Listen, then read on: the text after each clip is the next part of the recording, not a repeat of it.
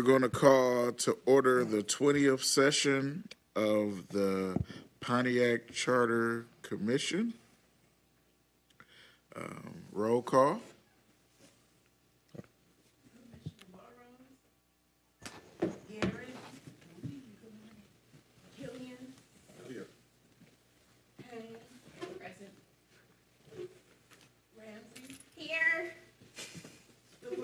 Here.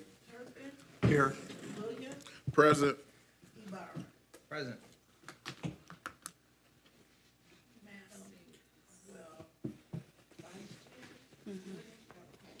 All right, thank you. And our chair has arrived, so I'll leave her for authorization of excused members.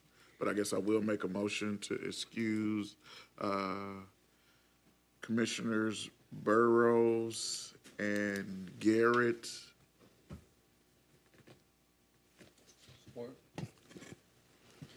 So it's been moved by Williams and supported by Ibarra to excuse Garrett and Burrows. Roll call. Yes. Yes. Yes. Support. Yes. Yes.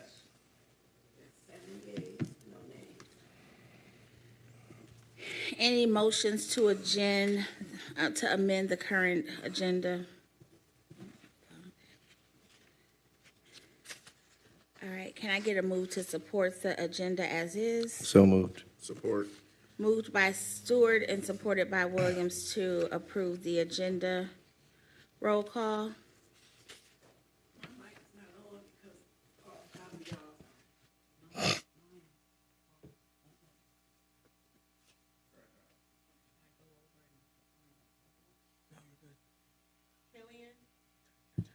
Yes.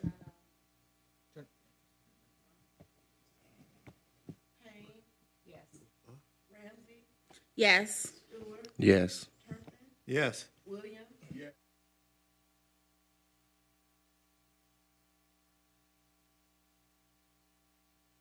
Minutes of our October 28th, 2023 meeting.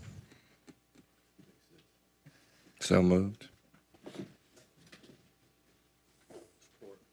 It's been moved by Stewart and supported by Killian to approve the minutes of October 28th, 2023.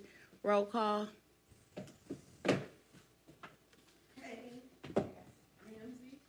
Yes. Yes. Yes.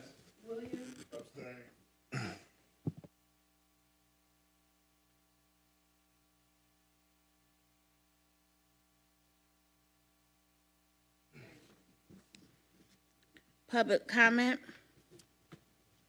No comments, thank you. All right, amendments to the 2023 charter. We are going to jump in where we ended last week.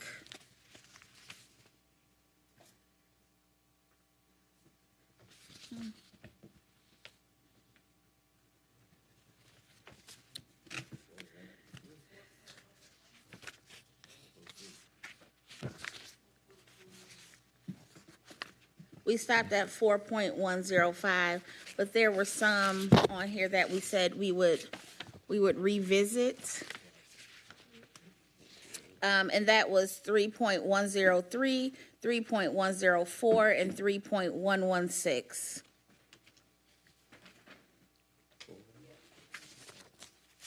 I'm taking notes. I'm trying to get on it.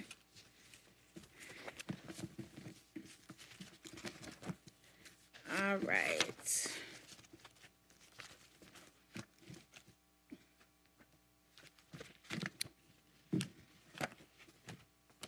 So 3.103.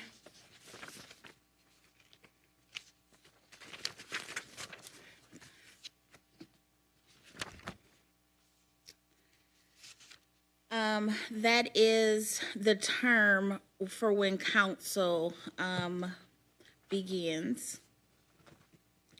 And then 3.104 is about the first organizational meeting of the new council.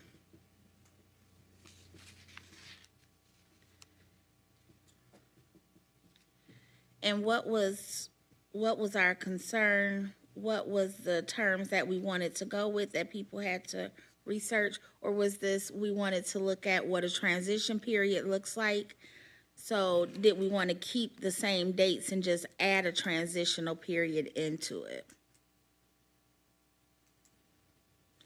William, Scott, you were some of the reasons why we didn't do anything last week. So do you have any thoughts on this?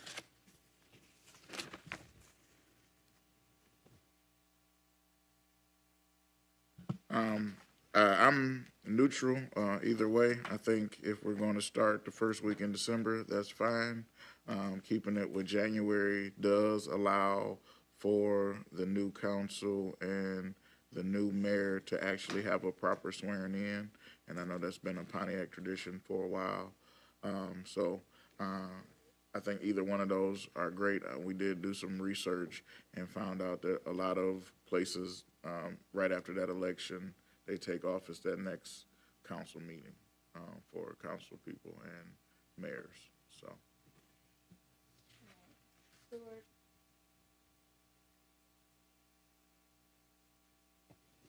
I'm also comfortable either way. I know that this was, I think, a couple meetings ago where we had the conversation initially. And so I think,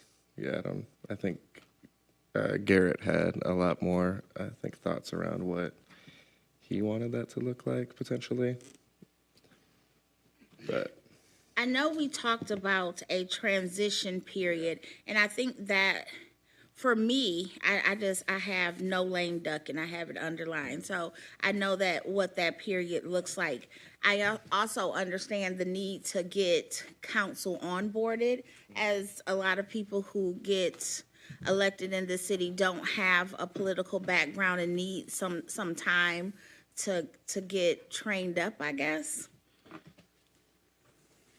Ibarra and then Payne. I guess one of my notes. Turn your mic on.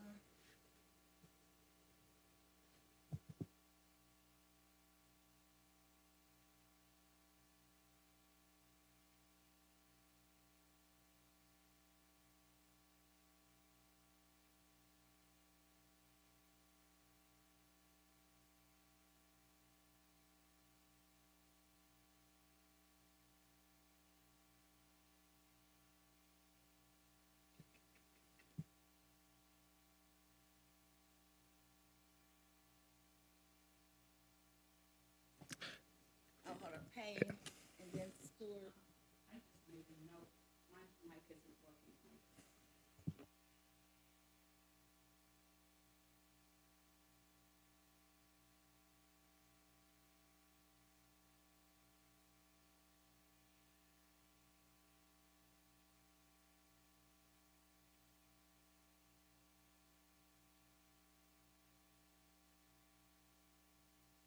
Okay, so you had a 2-week transition period for the mayor and council. Okay, thank you. Stewart? yeah, I agreed. I did look back at my notes as well. And so, yes, we had talked about a couple things. We had talked about, one, is there that 2-week transition period after the election has been certified, noting that that's an important piece to remember.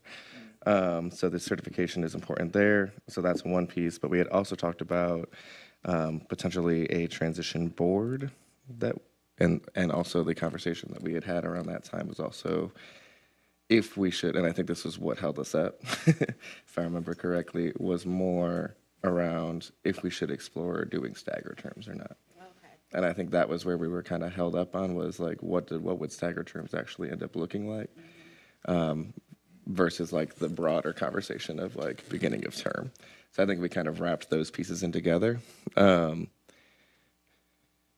But maybe I don't know. I don't know where people have gotten on that conversation or thought about after. Williams? Yeah, I think part of the big safeguard was trying to make sure that people didn't get hired or fired during that time. A lot of laws getting passed that the new administration would have to deal with. So I think if we can add some language, and I'm not particular on the date, but if we add some language that says after a successful election, no financial items or impact, and I don't know how to exactly word that. My brain is still catching up to this 10 o'clock on Saturday. But to basically make sure that there is no additional financial impact, like the budget that was set before would continue and everything would move as normal until the new administration came in, versus having somebody, lose the election and then just randomly hire a chief of staff or something with that last 2 weeks or something. Thank you. 3.103. Stuart?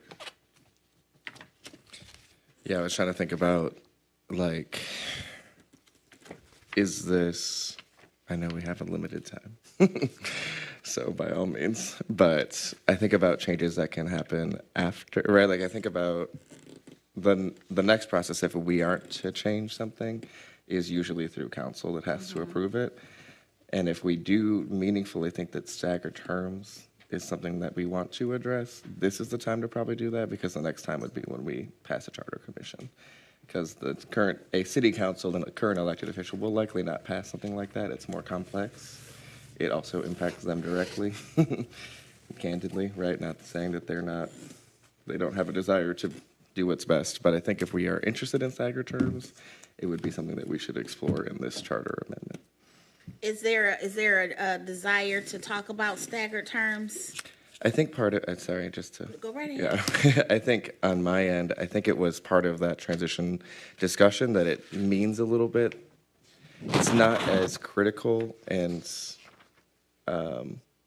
scary, maybe, if we have staggered terms and half of council is staying anyway, right? Because then there's some consistency. And so I think a lot of the challenges we have with thinking about our transition process currently is that we know that if we have exactly what happened in the last election, where all of our council is gone and our mayor, which realistically, how often does that happen, right? But in our city, it can happen a little bit more often. Is if that does happen, that's where I think our nervousness comes from, right? And so how do we address that? And I think that is a structural issue. Okay.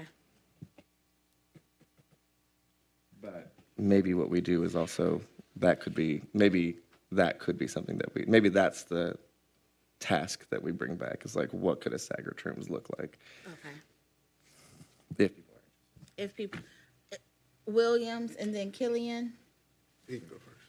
He was still thinking. I just called him because I saw him thinking. Oh, okay. I know he hadn't spoke. I'm working on my stepping up and standing back. So I think what staggered terms could look like is to do an election with the odd district council people and the at-large at one time, and then the following election or 2-year period doing the even numbers. So that way it would be basically 4 and 3. So you wouldn't have 7 people all at one time. And we know we need to hire an at-large anyway. Like, we know we need to, that will change anyway within the next election. Right, well, what I'm saying is whoever that person is would be up for the election. That way, because there will only be 6 districts.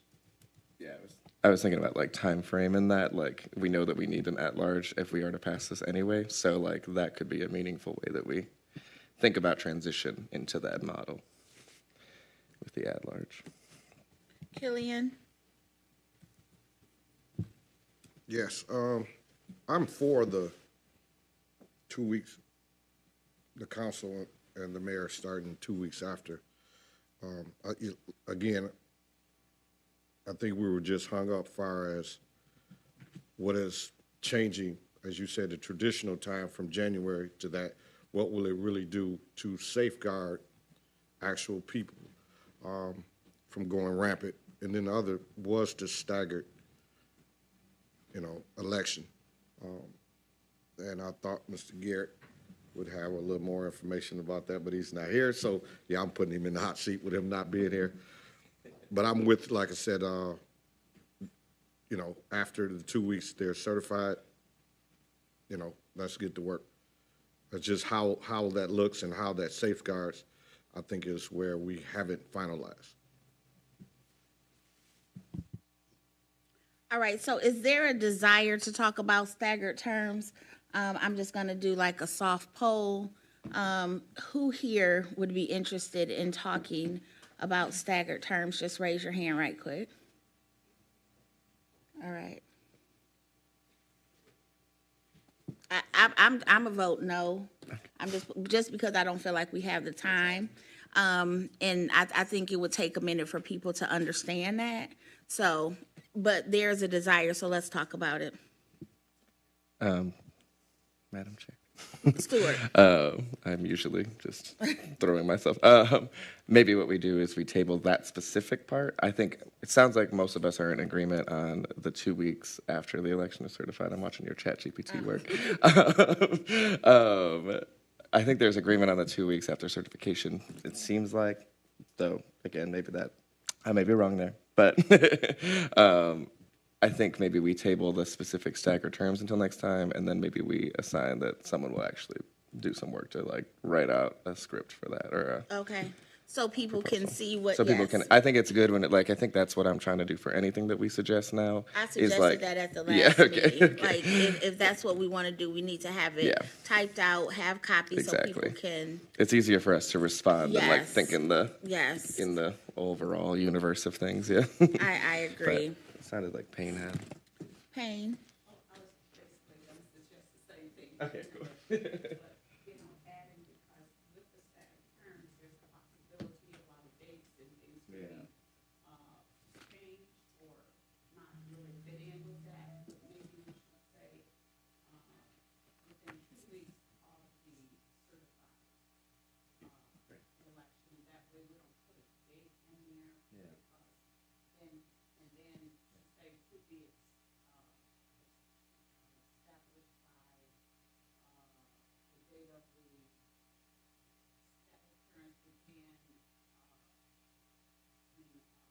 what was it, based on the,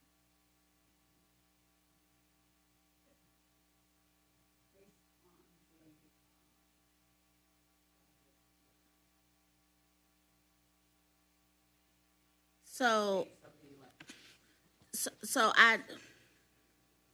it's Saturday. Don't nobody want to be here. I just want to put out there, we don't have a lot of time, and what we do change, then we are going to have to get people to understand. And I feel like we're going, because if we talk about staggered terms, whose term starts, I feel like people are going to be put on notice and be nervous about it, and they are going to advocate against it.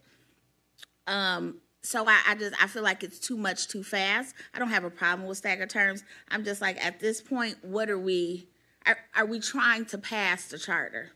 And so I would just, we can bring that, we can table that staggered terms. I want to talk about what does the election date start. So 2 weeks after certification, the transition begins, and then another 2 weeks, so a month after the elections are certified, then the new council and mayor takes office. And then describe, I'm going to assume in maybe Article 2 elections, maybe 2.113, we can add one to define what a transition period looks like. Because I think that's what many of my concerns were, and I heard of some of my fellow commissioners, is that we need to make sure that there is a transition period happening. If it is not happening, then somebody needs to be held accountable for it not happening. Ibarra? Great point you provided, Chair Ramsey. And I think one of the things to maybe prevent the conversation of staggering is ensuring that we have a formal transition, because as long as there's a transition plan and there is a position to oversee that transition. I'm sure with that position, they would be more than qualified to either transition all seven or transition those who were not reelected in their second term. I guess just to ensure or I guess to prevent the staggering terms, to ensure that we have a comprehensive transition plan for those coming in, and to ensure that we have an overseer for the transition. Thank you. Williams and then Payne. My suggestion is that we either move the transitioning to either the clerk's office or the chief integrity office, and then just do 2 weeks after the election instead of trying to get somebody who may have lost and has harsh feelings to actually bring people on. I think we were able to work with the new council this time, Councilwoman Waterman and myself, but we also didn't have elections. So we weren't in a place where we had to go against somebody who then was coming into our office. So I just want to, realize that we're dealing with human beings. And so when people say, well, somebody voted me out or whatever, they may not want to come back to City Hall to do anything that would help the person that just taking their spot. So I think if we can book the transitioning into like the clerk or whatever, or the integrity officer, because they're supposed to be keeper of all records anyway, and then kind of be able to flush out where that is, I think would be helpful, especially to get the charter passed in a short period of time. Thank you. Killian?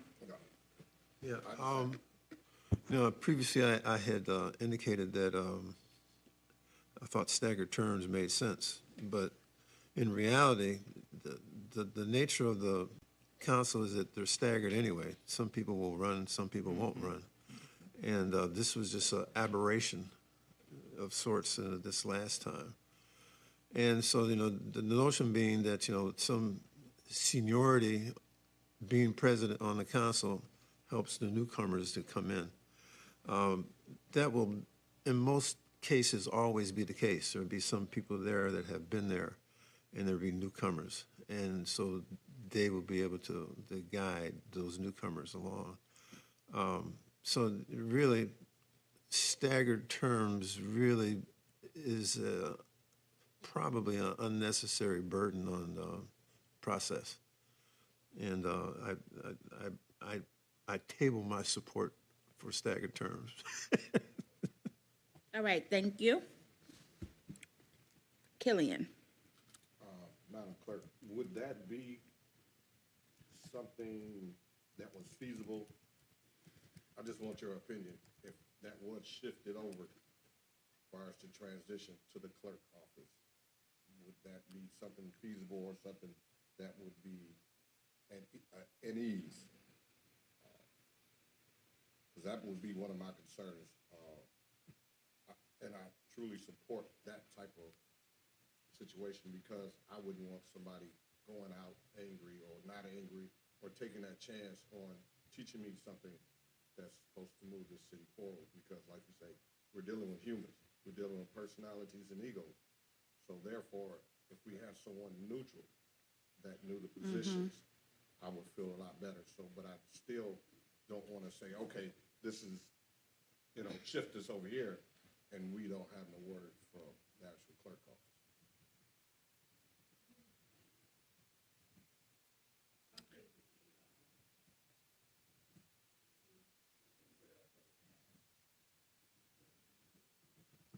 Oh, hold on, Payne has her hand up. Payne? I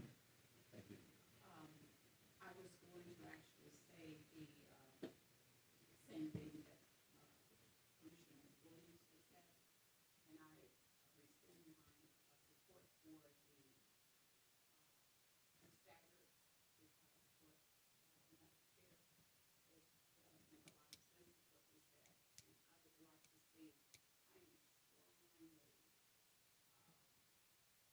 strongly in support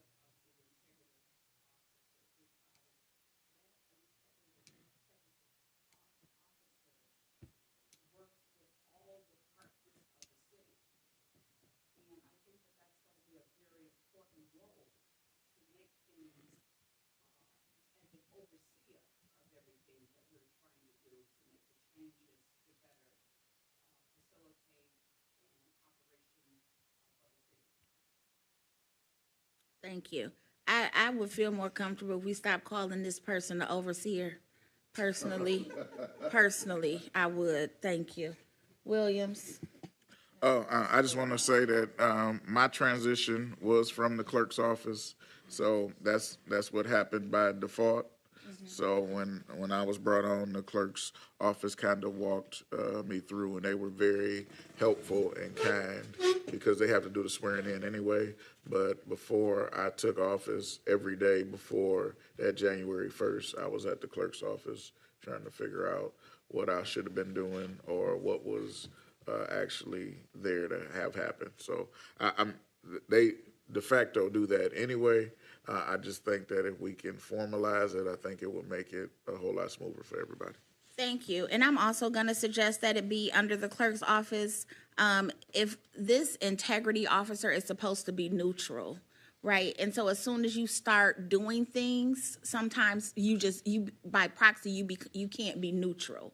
So if they're supposed to be managing a process, they also shouldn't be running the process, right? So if someone says that transition didn't happen and they're questioning the integrity officer, then who checking them?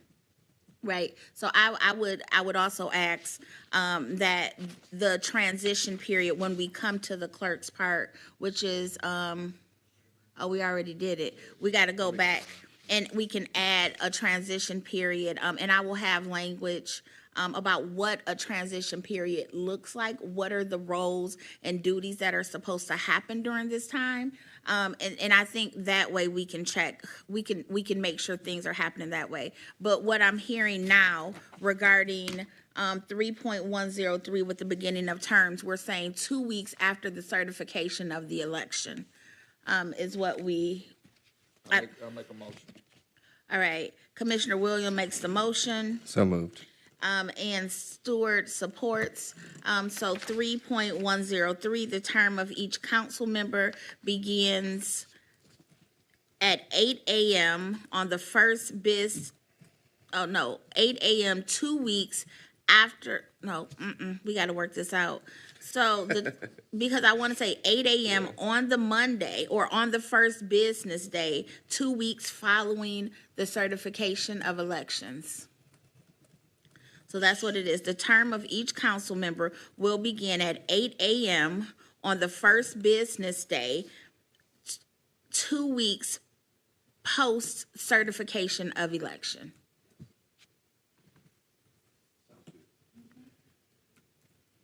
Stewart.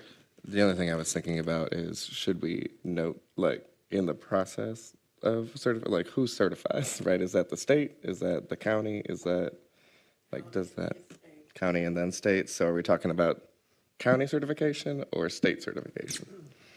I said we go with the county. The state is not going to Overturn. what the county Okay. does. County, yeah. Cool. Just Okay. want to make sure we have it in there. Okay, so it would be 2 weeks. 2 weeks post certification by the county, by Oakland County. by Oakland County. By Oakland County. All right, we have a move and support, discussion. Roll call.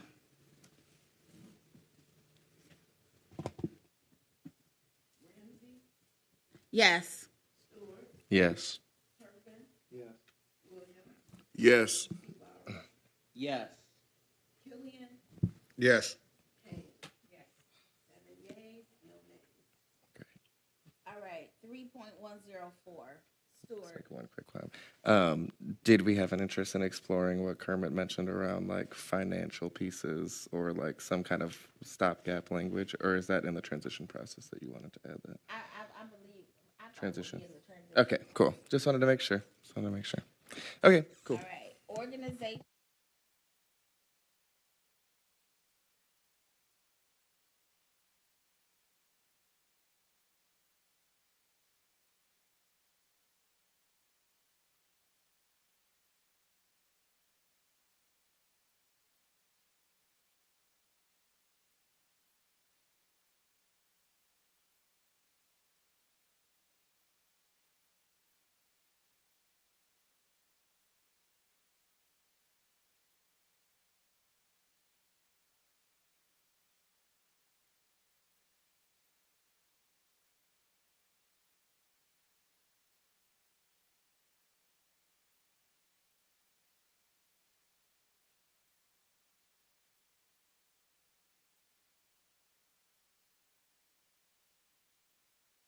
I'm talking, no, Mike.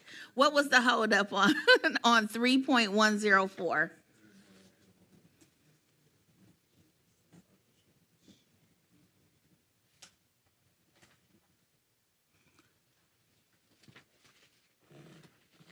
If you look at, there's a second paragraph in the 2013 charter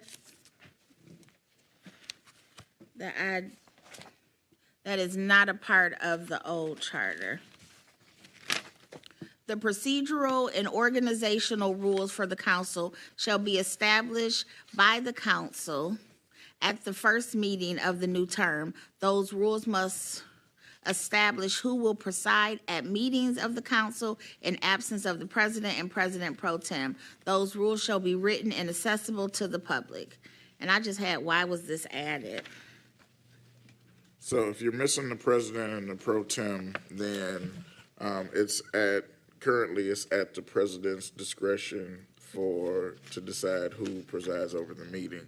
I think that you probably don't want to formalize that, because if the president and pro tem is gone and then the third person is gone, then you just continue down that slippery slope.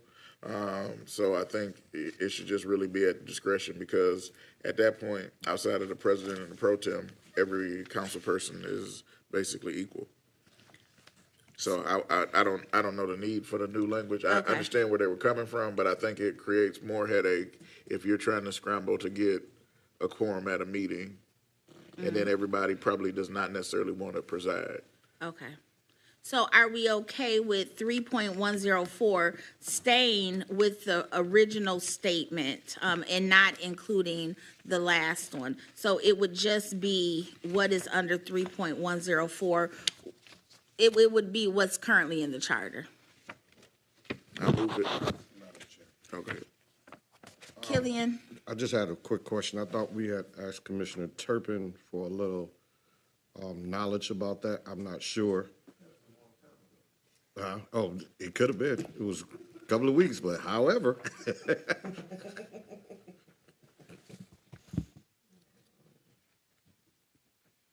All right.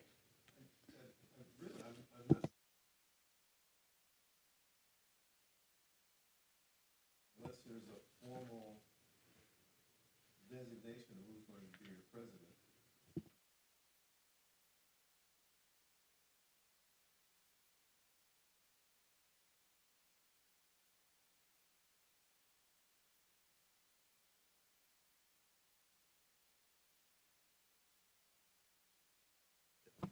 Initially forming your relationships, and say, for instance, the past president is no longer on the council. You're gonna have to move. Somebody's gonna have to step into a position as a temporary in order to conduct the meeting. So I think that's basically what they're trying to suggest, how that goes about, so there's no confusion. All right, thank you. So is there a desire to change or update the information? We have a motion on the floor by Commissioner Williams to accept the current charter language. Do I have a support?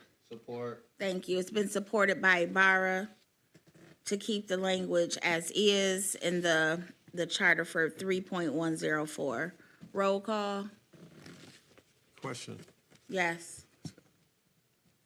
as is, does that include the, sort of like the addendum from the previous redo? I'm sorry? The dark No, print? It no. doesn't include that? As is what's in the current charter. So it is the first, let me read what it would be. So 3.104 would be organizational meeting. The first business of the first meeting in each new term of the council shall be its organization. The meeting shall be held in the council chambers and shall be presided over by the city clerk or a temporary presiding officer until the president and pro tem of the council have been selected. President and President Pro Tem of the council have been selected. The president of the council shall preside at meetings of the council. The President Pro Tem shall perform the duties of the council president during the absence or temporary disability of the council president, period. So that's what we're voting on. Roll call. Stewart, Yes. Griffin, Yes. Williams, Yes. Ibarra, Yes. Killian, Yes. Payne, yes, Ramsey, Yes. 7 yeas, no nays. All right, the next one is 3.116. Relations with the executive branch.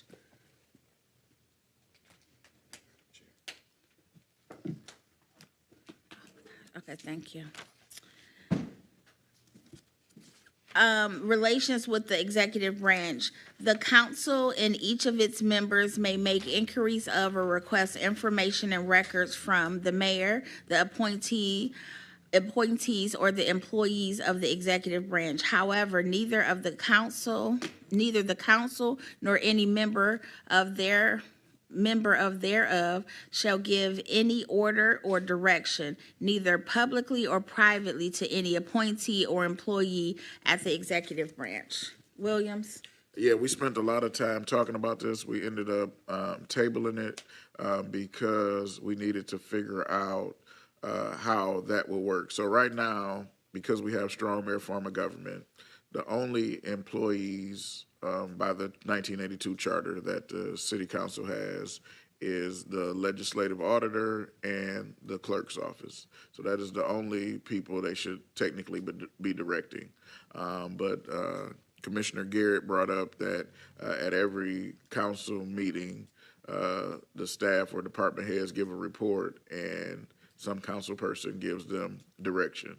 We need the street swept, we need X, Y, and Z done, when really, according to strong mayor form of government, all those complaints should technically go through the mayor, and the mayor should direct staff as he or she sees accordingly in order to get that done. The problem in this particular charter is it doesn't speak to how those things are actually walked through and actually get done. So if a council person tells the mayor to do something, well, that something needs to be done. It's at the mayor's discretion to do it or not do it, but there is no reporting mechanism, feedback loop, or anything else in regards to that happening. And I think that leads to council people talking directly to staff that according to the charter, they're out of compliance with doing. Thank you. Stewart? We had also talked about adding this into the duties of the mayor instead of like focusing on this section particularly. So as we get to I know that was tabled in the last question too, but I think that maybe that would be a good area that we could focus on with that, if that makes sense. I feel like this language is fine, but I think there's some other sections where you could beef up and make sure that we are addressing issues properly. Does that make sense? It does for me. So I make a motion that we keep 3.116 as it is. So moved. All right, so it's been moved by Williams and supported by Stewart to keep the language of 3116 as is, as read earlier. Roll call. Griffin, Yes. Williams, Yes. Ibarra, Yes. Payne, yes, Ramsey, Yes. Stewart, Yes. 6 yeas, no nays. Thank you. So now we are moving back to 4.105.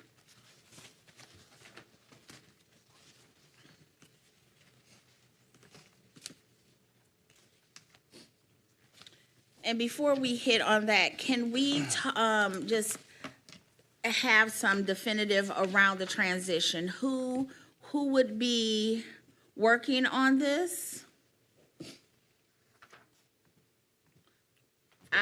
For the language, I am going to volunteer if anybody wants to work with me regarding adding language to the transition. Ibarra? Okay. Payne? Okay.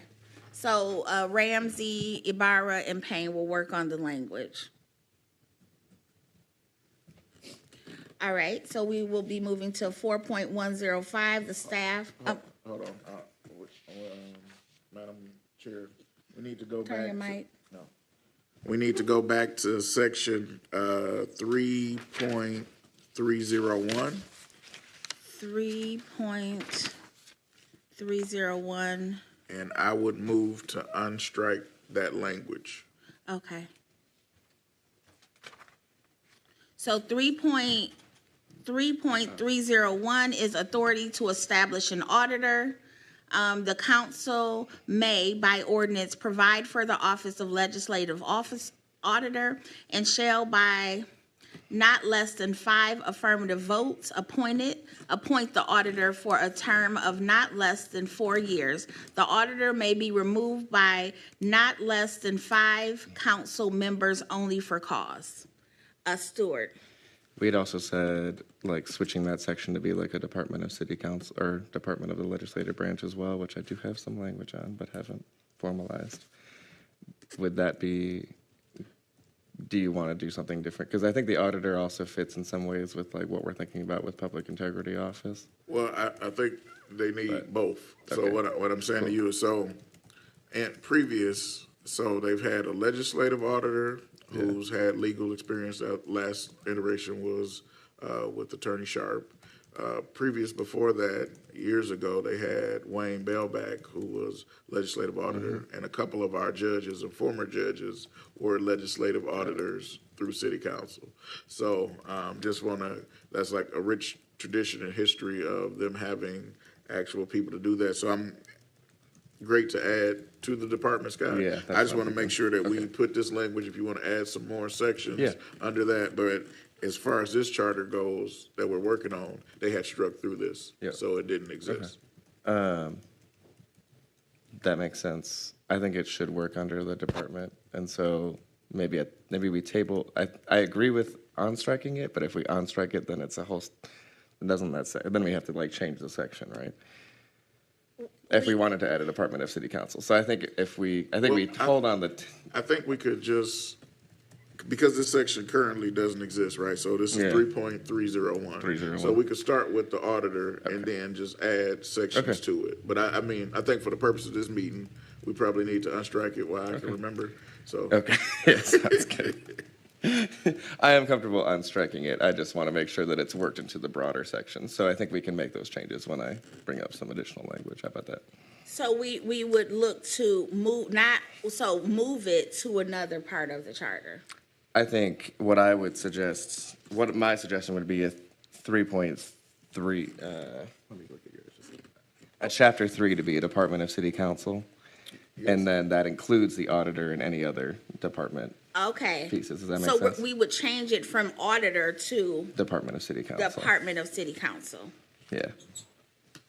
Okay. If people are comfortable with that. The reason for that is that I want to make sure that there's some language tied in that says like the city council really does need a department.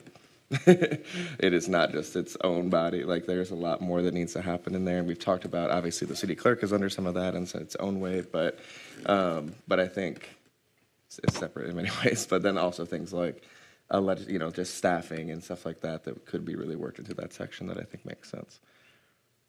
So then it just gives us free reign to kind of work through the rest of those without having to make the auditor changes. So I amend my motion to say that Chapter 3.301 would be changed heading-wise to City Council Departments. And then the first bullet point under 3.301 will be the language of the auditor. I need So a second. moved. Yeah, okay. Okay, so it has been moved to change Chapter 3 to Department of City Council, and Section 3.301 would be authority to establish an auditor. We would also, so we want to create that at this point, period. So that's the motion on the floor. Discussion? Yeah. Stewart seconded.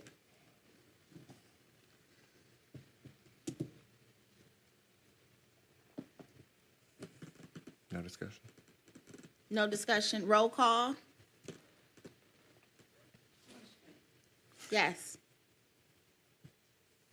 Are we, okay, I know we're changing it to Department of City Council, and then language of the auditor, but are we striking?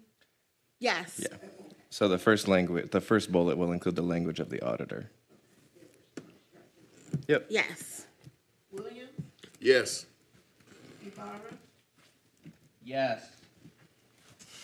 Payne, Yes. Ramsey, Yes. Stewart, Yes. Turpin. Yes. Yeah, you could go get another one if you want, since- Okay. So now we are moving to 4.105? I just had a quick question. Yes.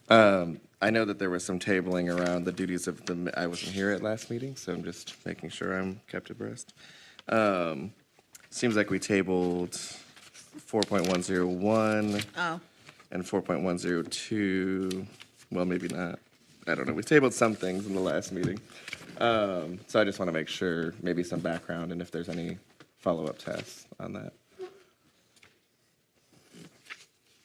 Whatever we tabled last meeting.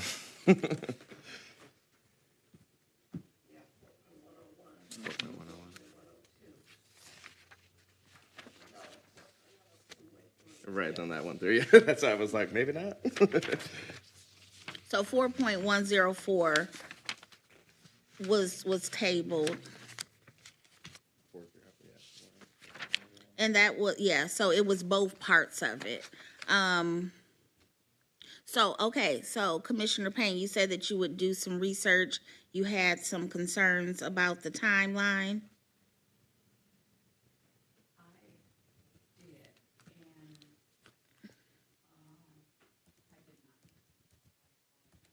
Okay.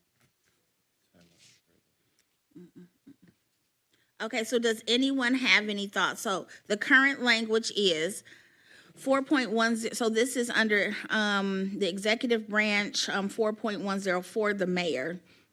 The mayor is the chief executive of the city, and as provided by this charter, has charge of and is accountable for the executive branch of the city government. The mayor shall serve a 4-year term commencing, oh, that's what it was. We had to change that with when we were starting the term. So it would be commencing at 8 a.m. on the first business day after the certifications of elections.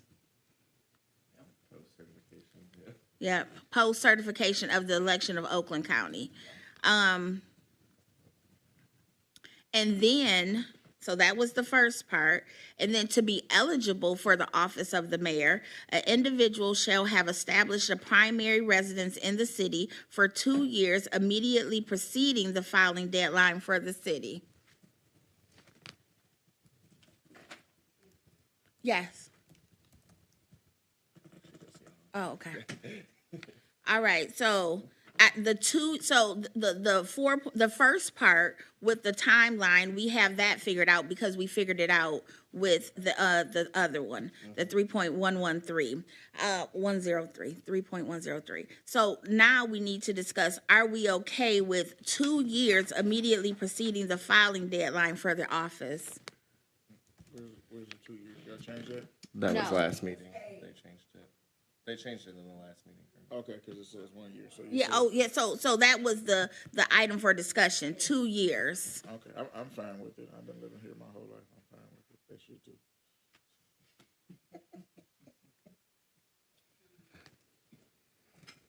I think, Payne has her hand up. sorry, Payne has Oh, her hand Payne. up first, yeah.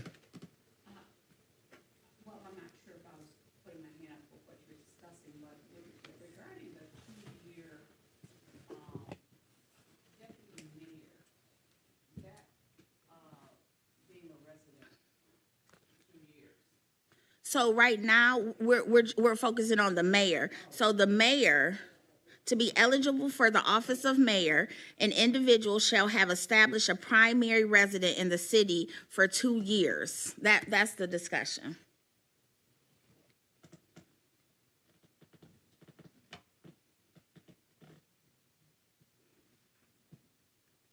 So is it Payne?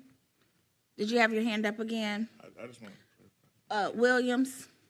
Just want to clarify, this is not dealing with the deputy director. We found out during residency, we could not require a staff person to be a resident of the city.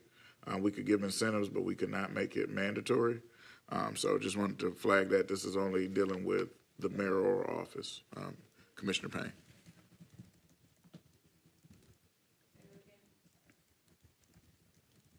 This has nothing to do with the deputy mayor, only the mayor. Okay, I just wanted to make sure. Okay.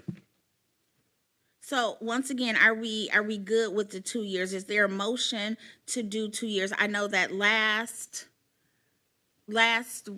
last meeting, not last week, the last meeting, Burrows and Killian and Garrett was on the fence about having it to be 3 years, but I was okay with 2 years. I think most of us were okay with 2 years. Are we okay with that?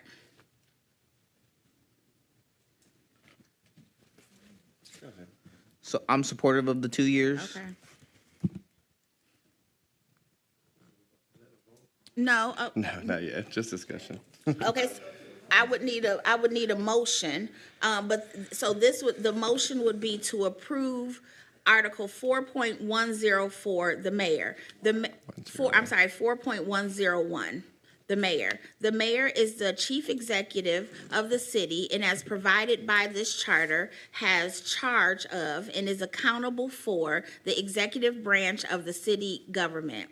The mayor shall serve a 4-year term commencing on the first business day after post county certification of the election at 8 a.m.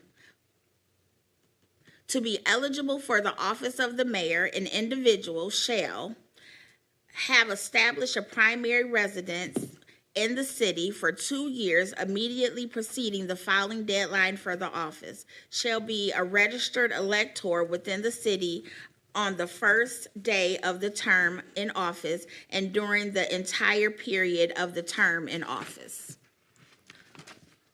Williams. Yeah, I hate to be this person, but if the first shall be, they should have a primary residence 2 years before, which is fine. We need to make sure that they continue to have a primary residence in order to serve. Because the way it reads is you have to live in Pontiac 2 years before as a primary resident before the election.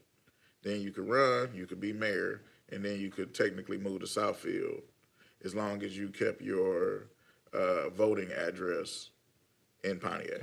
Okay, so can you reword that? So I'm going to go to A, and it shall have established a primary residence in the city for 2 years immediately preceding the filing deadline for office and maintain a primary Pontiac residence in order to continue service as mayor. Madam Chair, Yes.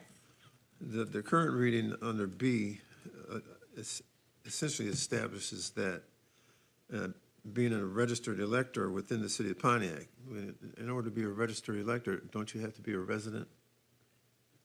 Dr. Turpin, you could own a house that you rent out and you could register there. There's no standard of occupancy for where you register to vote.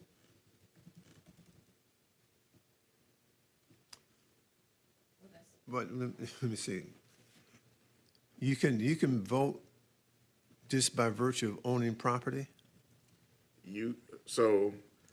Our illustrious Senator Gary Peters, when he was running for election, used a business address in order to be his qualification to run for state senator of the great city of Pontiac, and he was duly elected in order to do that.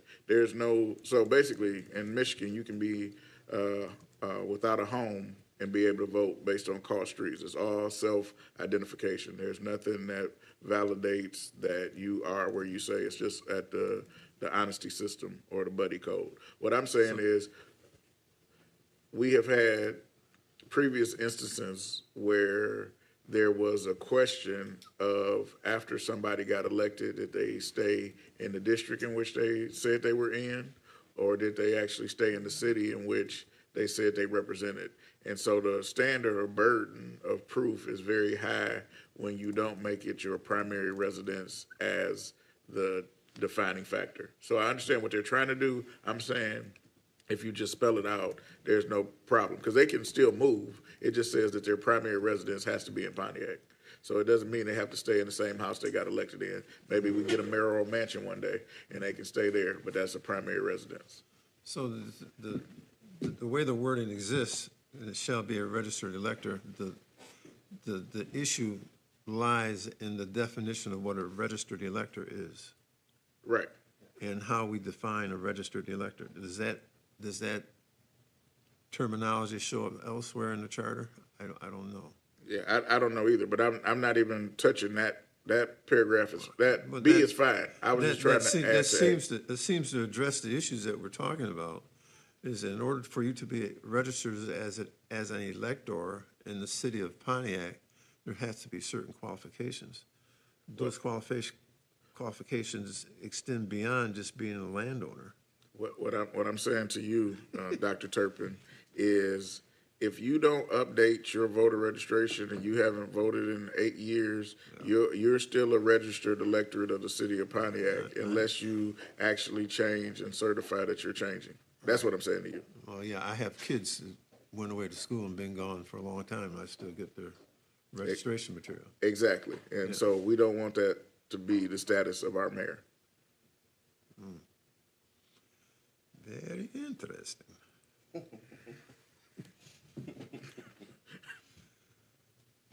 The onus is upon the citizenry and our powers that be to, like,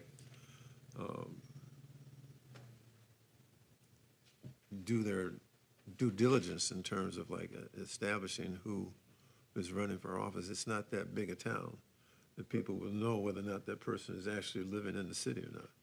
What I'm saying to you, Dr. Turpin, is I understand what you're saying. No, hold on. Let me just play advocate for a second. Well, let me just play advocate. Why would we put an undue burden on the citizenry where we can make the qualifications very clear at the onset and the expectation clear on the onset, so we don't have to go have people doing Magnum PI trying to find out if somebody still lives at the residency for 12 hours a day?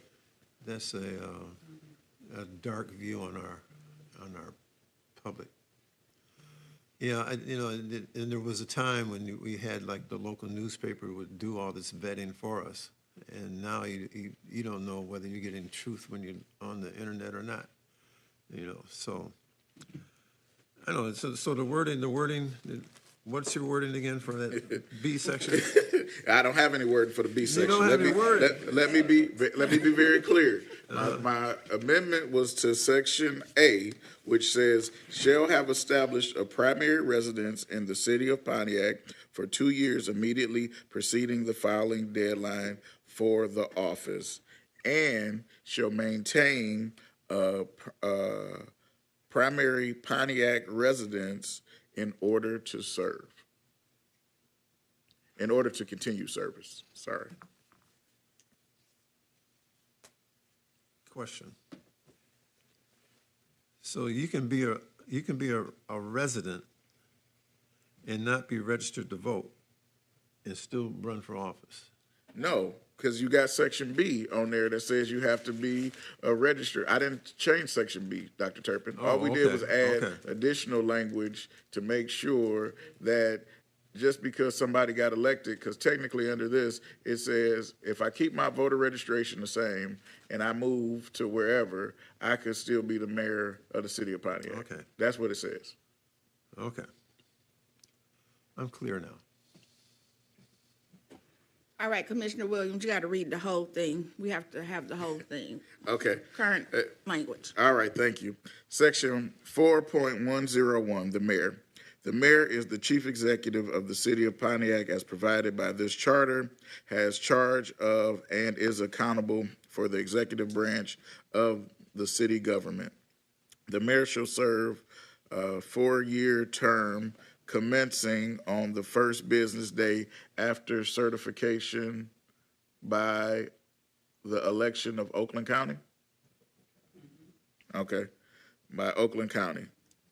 To be eligible for the office of mayor, an individual shall have established a primary residence in the city of Pontiac for 2 years immediately preceding the filing deadline for the office, and shall maintain a primary Pontiac residence in order to serve.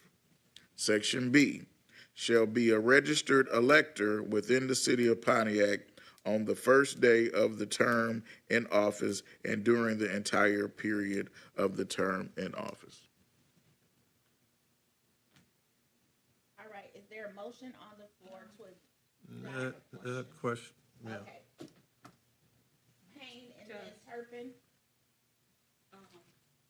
Without adding and maintaining, doesn't Oh, wait, B, we need you to get a mic. Because I can't hear you, so I'm sure people at home won't be able to hear you. that will work? Hello? Yeah. Leave it over here. Okay, thank you. I guess my question, thank you. My question actually is, in changing the, or adding, I should say, and maintain primary residence in the city of Pontiac, does B actually say that?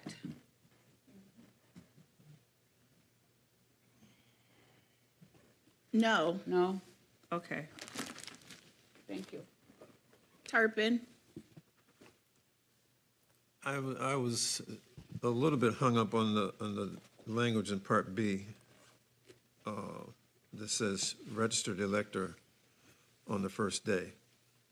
So you can have primary residence for the 2-year period preceding the filing deadline.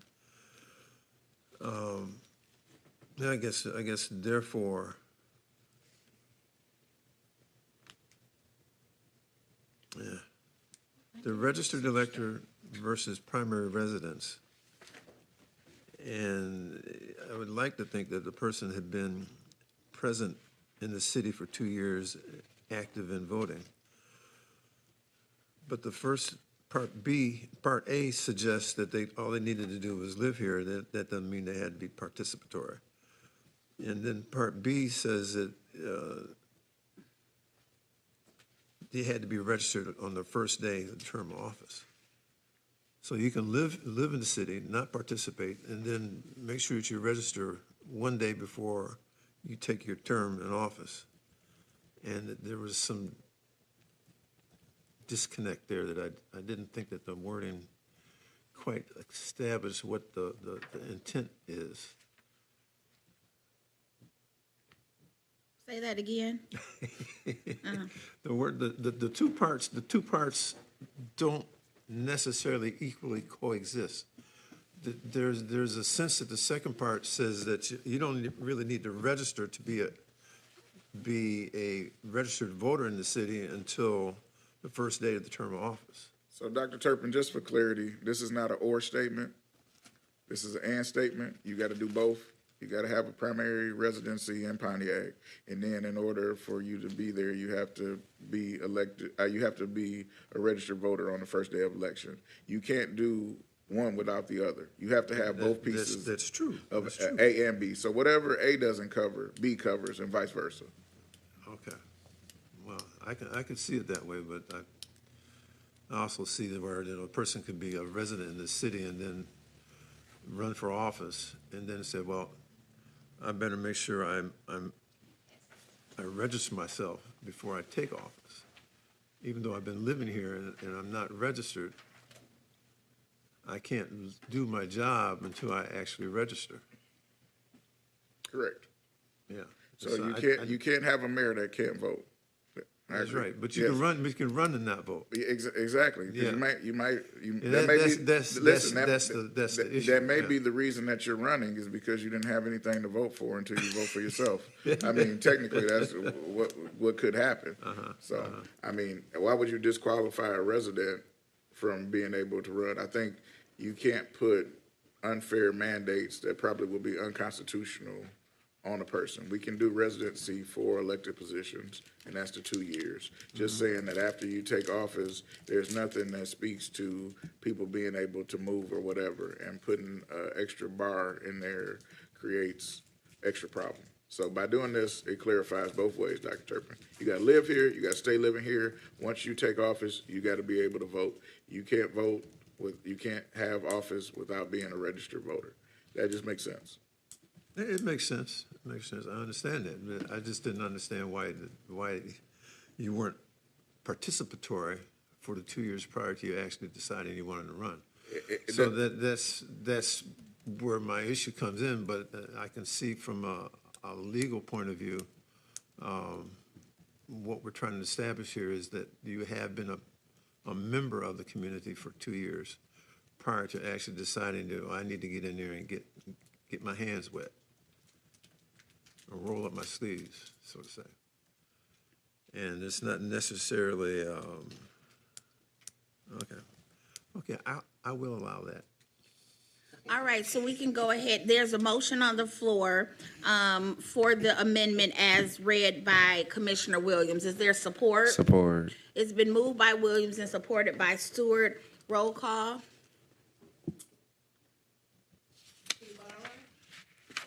Yes. Yes. Ramsey, Yes. Stewart, Yes. Turpin, Yes. Williams. Yes. 6 yeas, no nays.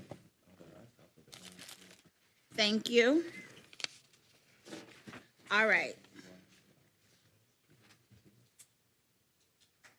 Did we approve the duties of the mayor, or was that one? I have a check mark on it, but I don't have. It looks like, yeah. Okay, But I will note that we, go ahead. I was trying to think about what we just talked about. With the complaints for city council thing that we were talking about, if it makes sense to add something like that. Like, I think you could broaden that language. I think we can leave the duties. Here, Okay. Mike. I think we can leave the duties the same, Commissioner Stewart, and then add it to what actually 4.104 looks like. So what like, Cool. That makes sense. yeah, because I think that these are just Maybe- general duties of the CEO. Go ahead. And maybe what we do is, like, council attendance is a pretty specific category, but I do think there's like a relations with city council that is the broader category that they're trying to get at. Like, yes, attend city council meetings, but how do you actually work with them? Which I don't see a competing Yeah, thing so- on the mayoral side. So can we just make a motion to 4.104. change council attendance to council relations Yeah. and meeting attendance? So which one? So if we agree that we already voted on 4.102 as a I'm good body, with. then go down to 4.104 and change that from council attendance and relations. Yeah. So just as background to me, Chair, is there's not a competing section within the mayoral section that talks about relations with the city council, like there's a relations with the executive branch on the city council side. And so I think it makes sense to just broaden that category a little bit. Like, yes, you will be attending council meetings, but how do you also work with the city council a little bit? So I think it makes sense to kind of broaden that out. All right, so can either Stewart or Williams but just read 4.104 with the new title and what y'all are suggesting go under it? Yes. Well, let me go with the title first, maybe, and then we can hash out the rest. So I would suggest I motion to change the current section 4.104 from council attendance currently to relations with city council and meeting attendance. Relations with city council and meeting attendance. And meeting attendance. Yeah, unless I could just shorten it. Relations with city council, and then we could just.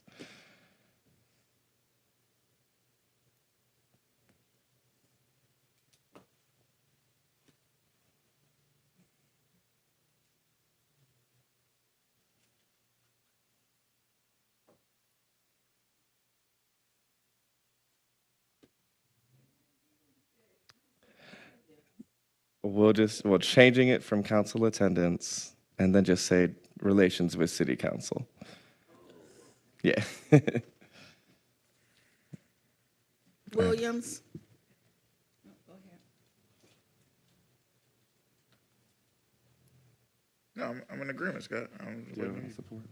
Oh, support. Moved by Stewart and supported by Williams to change the title. Discussion?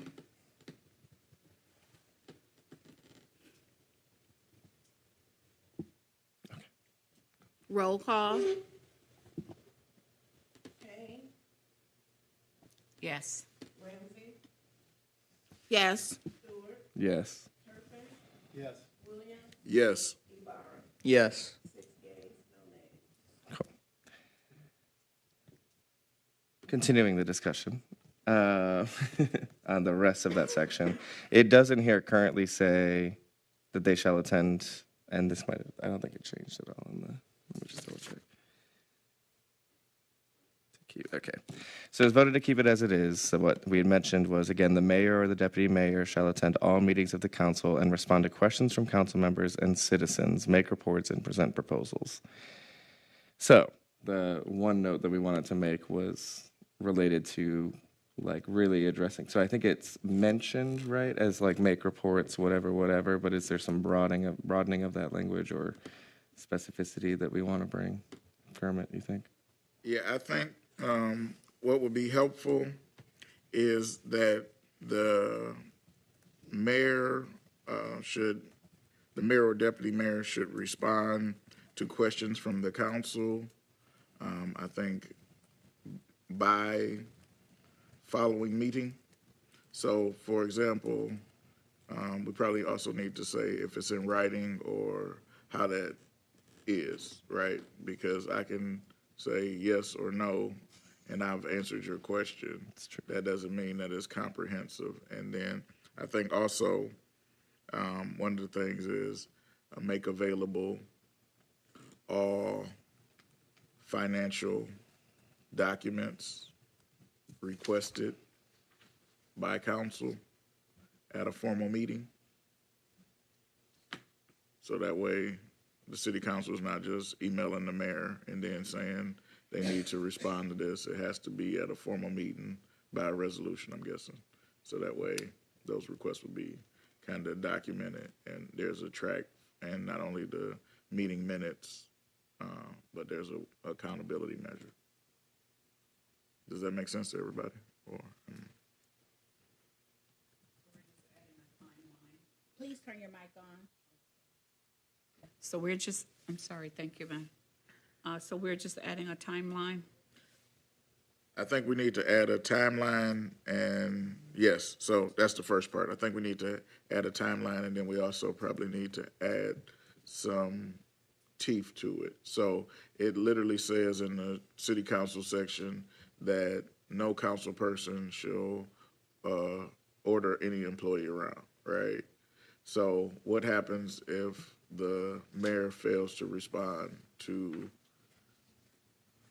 city council as far as reports or whatever? Go ahead, Jose. Vice Chair Williams, I guess my question would be, is this structured based on the city officials currently meeting weekly, or would this be a part of the implementing bi-weekly meeting or, every other week meeting? I believe we discuss at least having 2 meetings a month. I guess just to clarify the timeline that would be associated with responding back to the council. I guess my concern was if we were to implement this as of right now, would providing them 1 week before that, would they be able to have the opportunity to table it until they receive that information? Okay. Yeah, I think this goes with the 2-week or bi-weekly meeting that we've already put in place. So that way, basically, you meet 2 weeks, you got another meeting in 2 weeks. That should be enough time to get information or at least a subsequent answer to the council. Agreed. Thank you. Any other questions for discussion?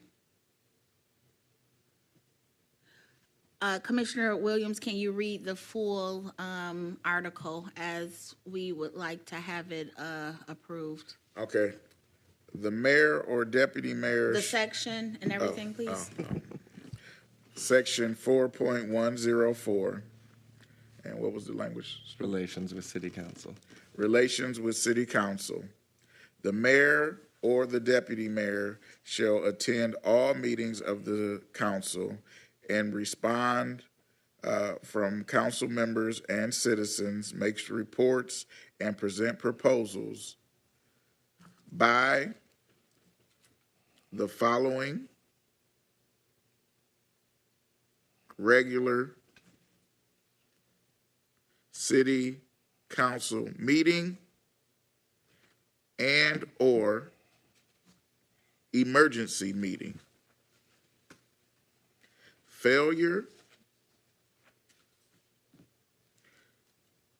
to present and respond to council members or citizens will be investigated by Chief Integrity Officer. Period. Then this language is already there.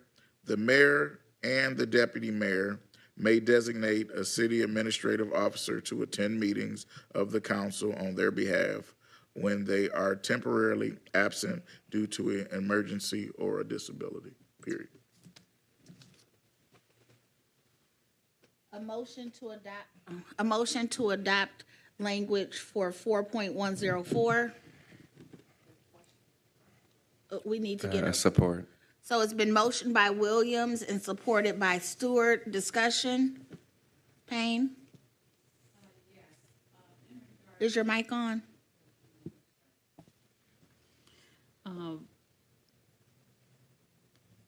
I guess I'm wondering if that sounds pretty strict, if I might say so,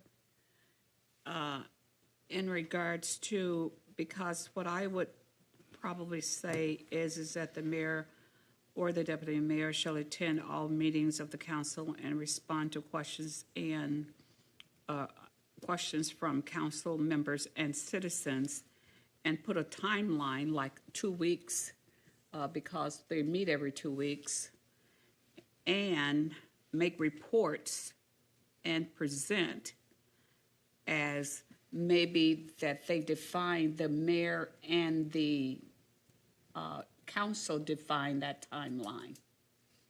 Because sometimes these reports are very extensive. Yeah, that's fair. Thank you. Any other comments?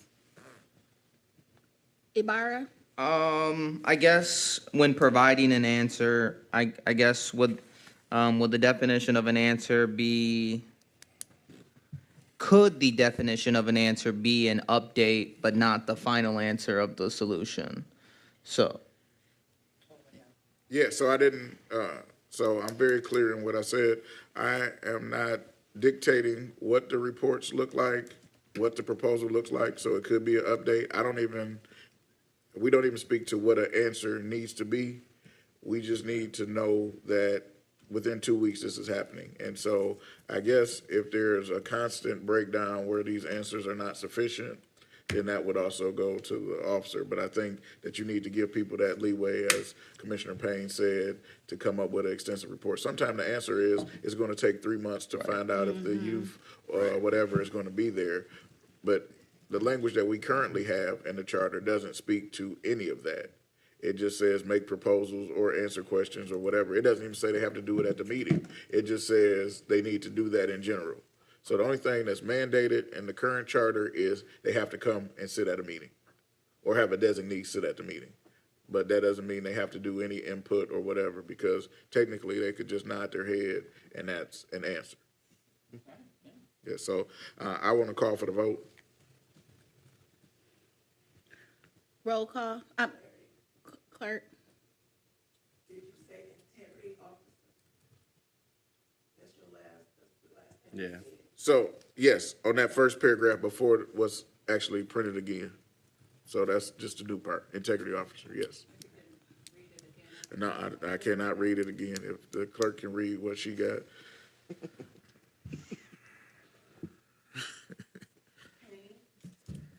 Can you read it again? Payne would like for it to be read again, and Williams doesn't have the pieces put together to read it.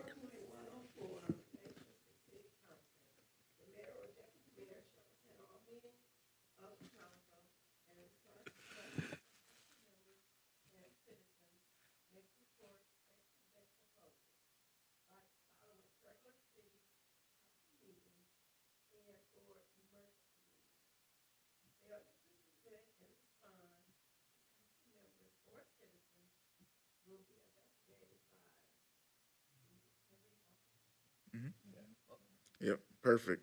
And then the other part is already printed, Commissioner Payne. Can you still read? Can you read it? I'll read that part, thank you. The mayor and the deputy mayor may designate as a city administrative officer to attend meetings of the council on their behalf when they are temporarily absent due to an emergency or a disability. All right, thank you. Roll call.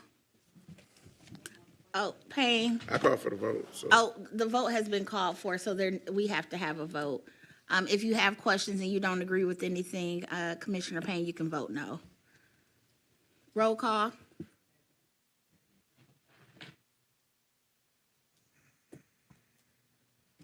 Ramsey, Yes. Stewart, Yes. Perkins, Yes. Williams, Yes. Ibarra, Yes.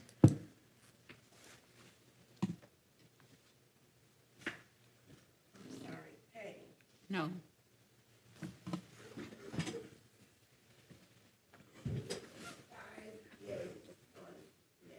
Thank you. So it has been approved.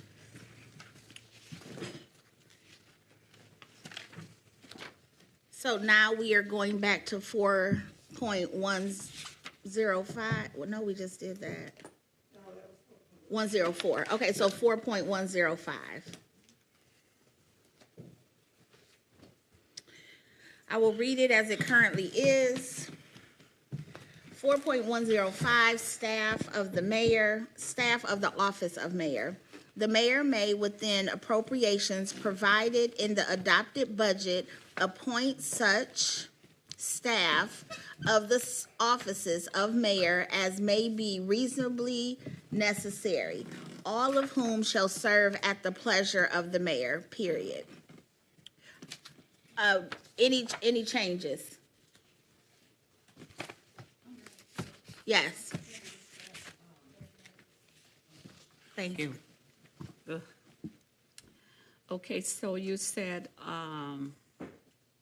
the mayor may, within appropriations, provide in an adopted budget appointed such staff. Yes, because assistants and secretaries to the have been crossed out. So we were once again looking at the current language. So I just read the current language with the strikeouts excluded. what'd you say, administrative assistants? We're not, we're just gonna say staff. We don't want to assign any specific roles because they have a office that we saw this year has expanded, because the city has more needs internally and has been approved by the council via the budget. Okay, understood, thank you. Williams? Yeah, I would like to change the language to read, "The mayor may, within appropriations provided in the adopted budget, hire such staff." Because if they appoint, then that means that the appointments are already approved by the council. Because this was specific to secretaries and assistants. But this would basically negate all the rest of it. So just hire, yep.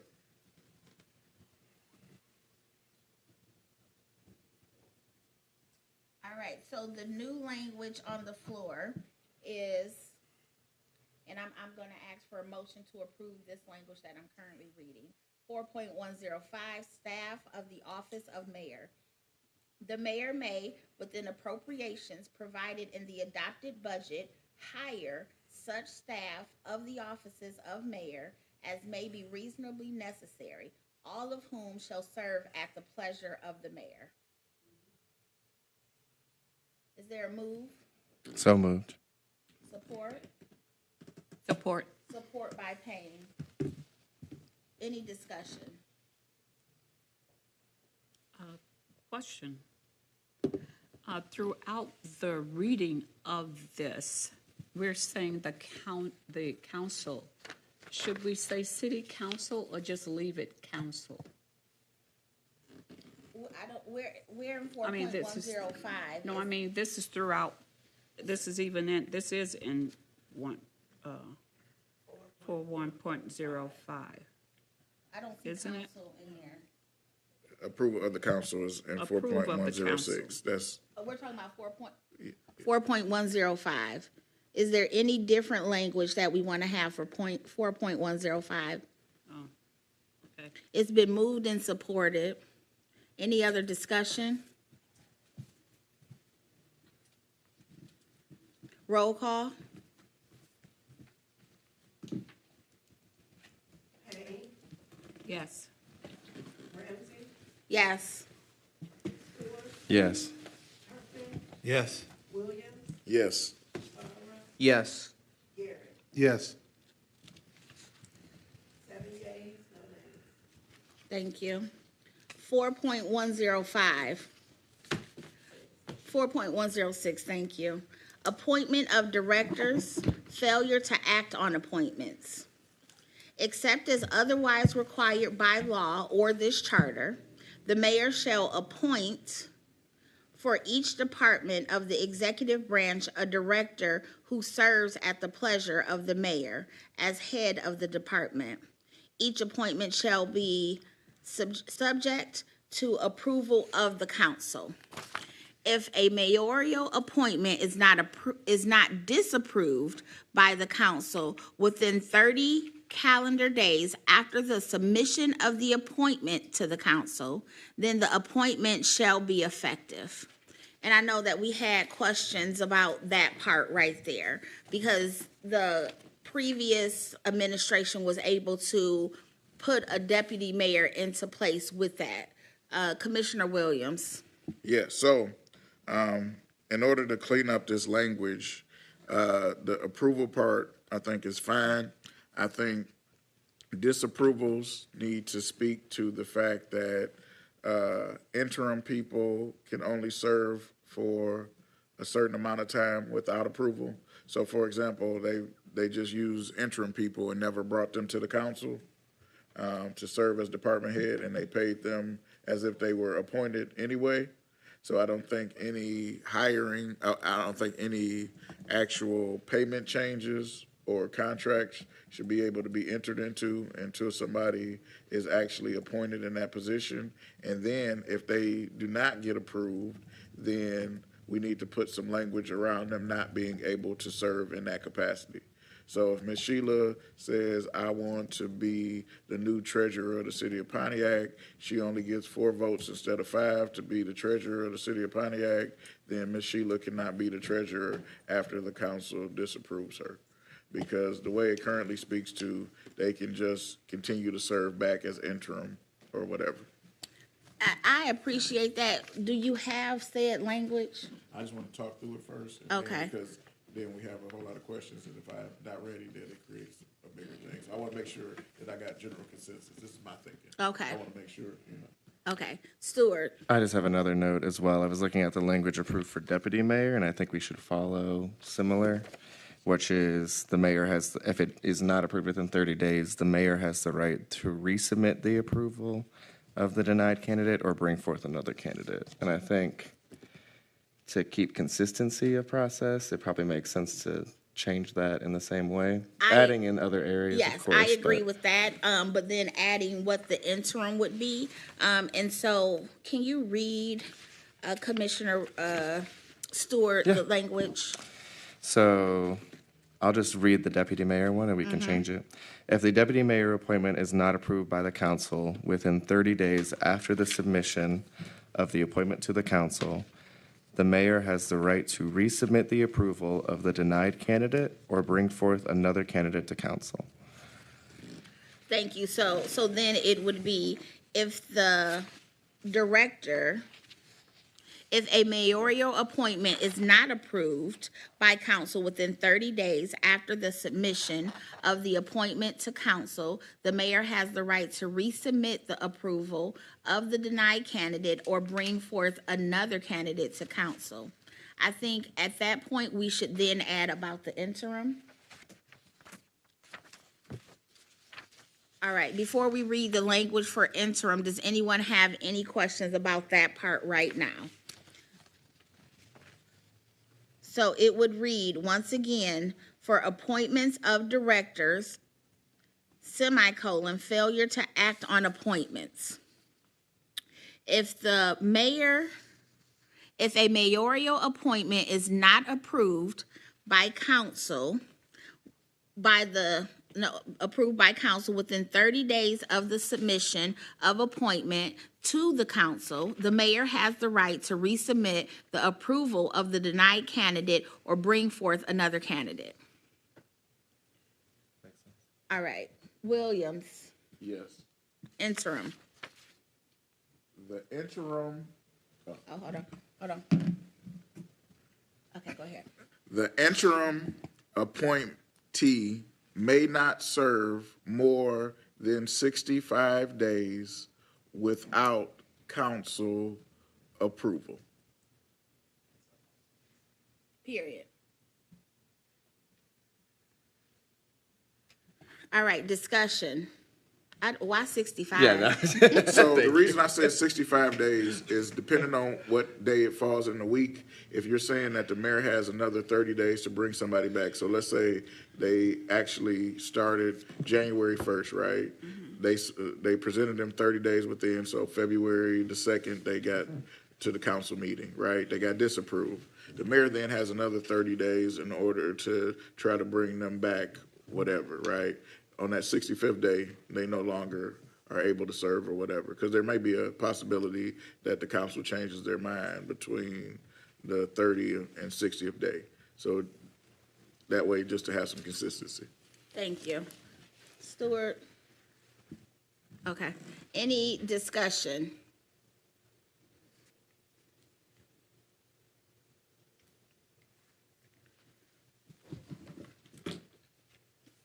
I guess my only question would be, is there teeth to it where, what happens on day 66?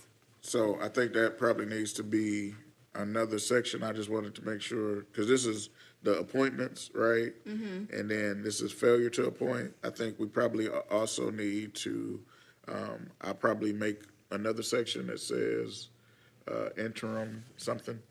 So that way, So there would be no more subcategories under 4.106. You would just add a whole nother article? I think we should take some time to think about it, because I think that may be an HR question that we Okay. need to ask as far as revoking payment or whatever needs to happen in order to do that, because the previous administration was just giving people keys and titles and other things, and pay raises that were not consistent with the charter. So just want to make sure we're not trying to put that in that section where maybe it needs to be a different subsection altogether. Garrett? So,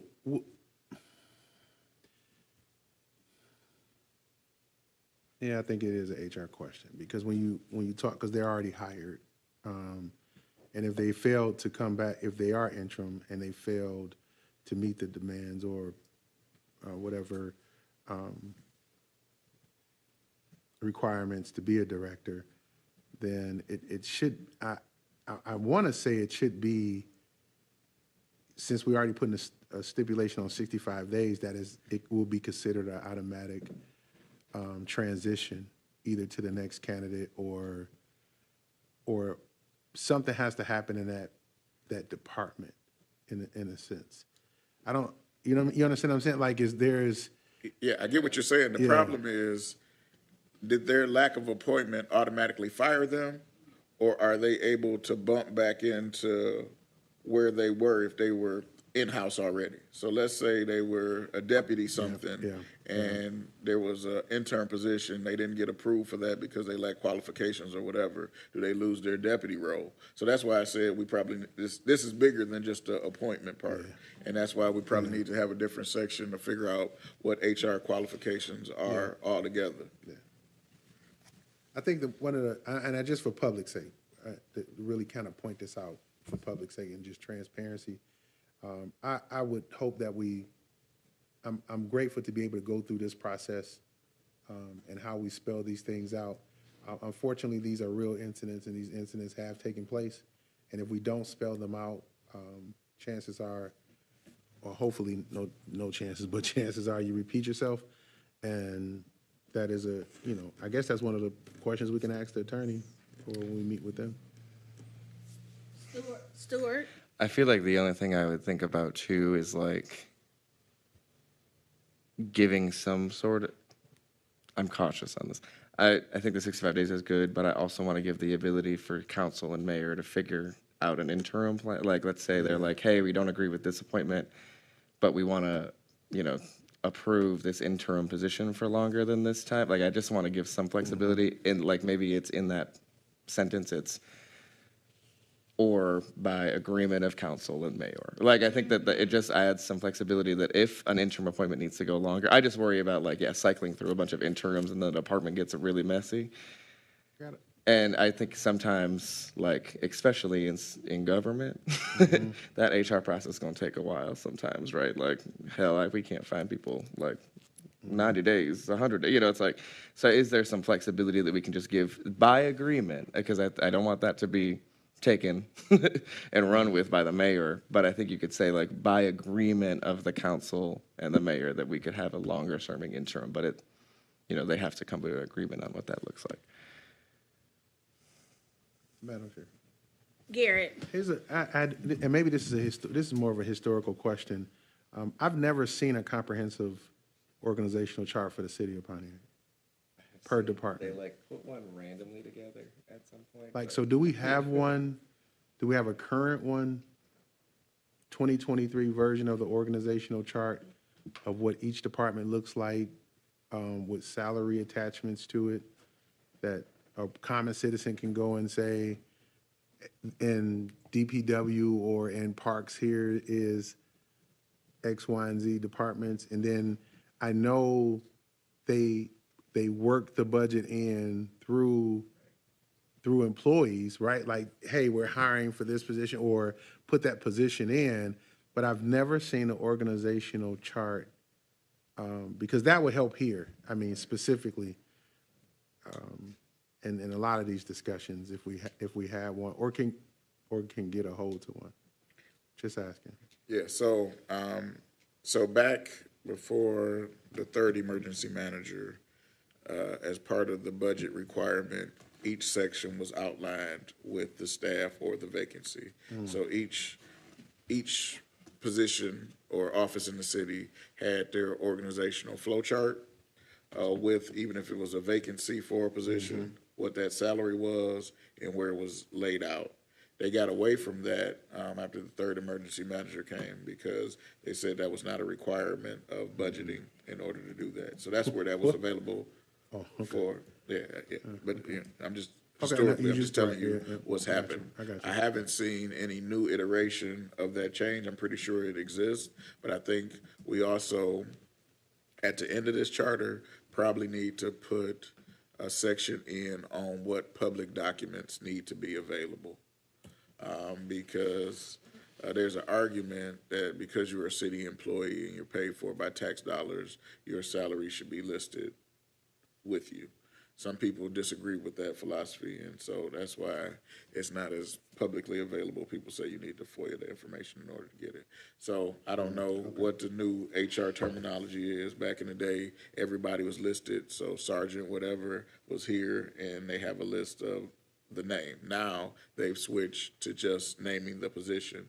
So if you don't know who the HR person is, you don't know. You just know that the HR director gets $85,000. You don't know who that person is. But back in the day, there used to be an actual listing and chart, and it would have Councilman Kermit Williams getting paid $5,000 a year for the city council with the listing, which brings some accountability. But I don't know if this is the time to go into that, because I think the bigger question is, when are hiring contracts effective? We just said the mayor shall hire or appoint, but when do they have the ability to actually come into agreement? Or is there a mechanism that we need to put in the city council that says that all staff over $50,000 or whatever it is needs to be at least brought, the contract needs to be at least presented to council, even if they don't have to approve it, just so they can know what happened.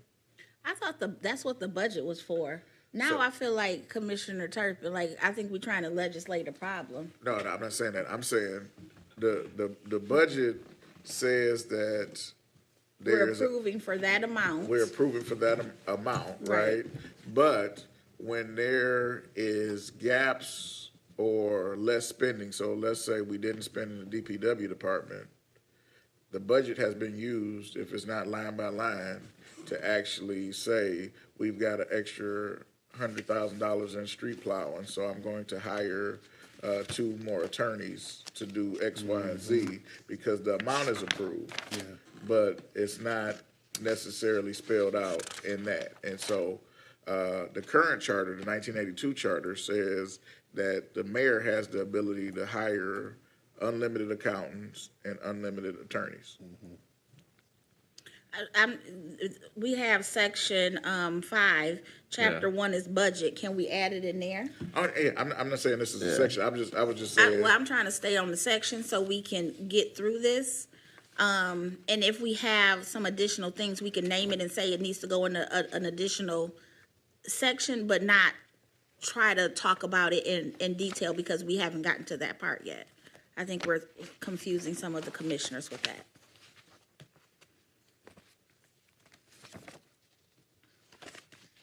So for 4.106, we have what was read, and then Commissioner Williams added the interim. The discussion was, do we want to have some flexibility where the 65 days could be extended by a vote of the council, and would vote by the council working with the mayor, I think you said, Commissioner Stewart? Yeah. So is that something we would like to have as point 1? I guess it would be it would be A. 4.106A. A, yes. So A would be the interim.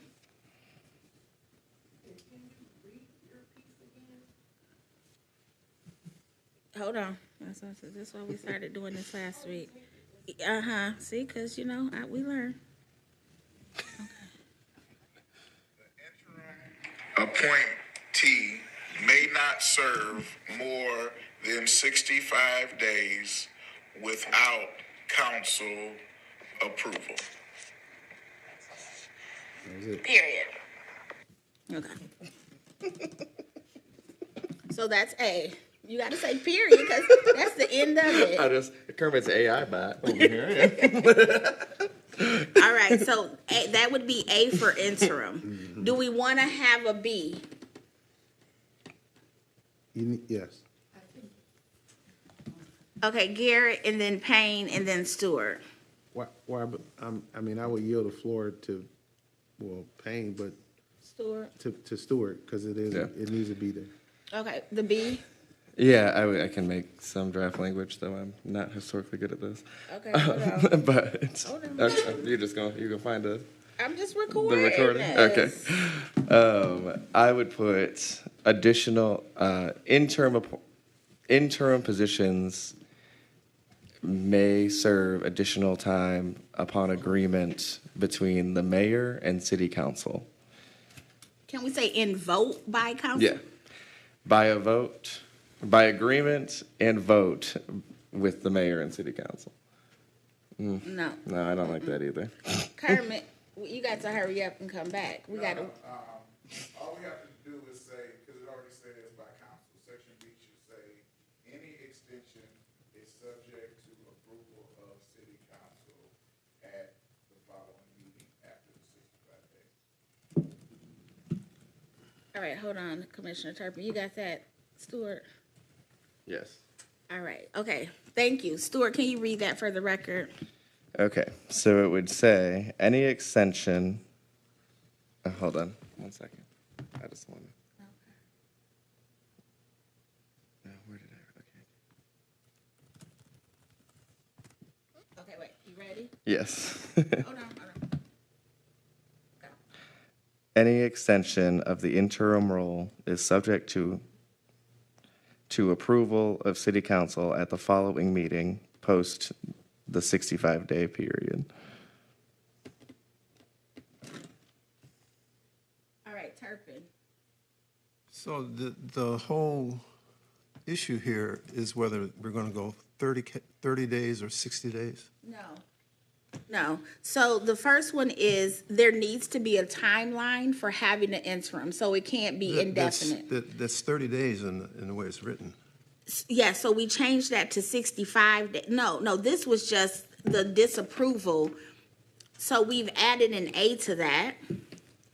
Right after 4.106, we read that, and then we added an A, and the A is interim, which gives 65 days for an interim to be in place, for the mayor to get approval to make them the full-time permanent director. So basically, the current writing would suggest that this person stands in position based on the appointment by the mayor for 30 days, after which the council makes a decision, yea or nay. So what you're saying is you want to change it from 30 to 60? No, let me Well, read it. We're about to go over it from the beginning, and I'm gonna ask you to let me know if you got it every step of the way. So 4.106 will read appointment of directors, failure to act on appointments. So on the appointment of directors, it is except as otherwise required by law or this charter, the mayor shall appoint for each department of the executive branch a director who serves at the pleasure of the mayor as head of the department. Each appointment shall be subject to approval of the council. Period, right? So that's for the appointments. And then the failure to act on appointments. That would be if a mayoral appointment is not approved by the council, the mayor has the right to resubmit the approval of the denied candidate or bring forth another candidate to council, period. So that was supposed to be had within 30 days as well. Oh, I'm sorry. Yeah, you're good. Okay, so if the mayor If a mayoral appointment is not approved by the council within 30 days,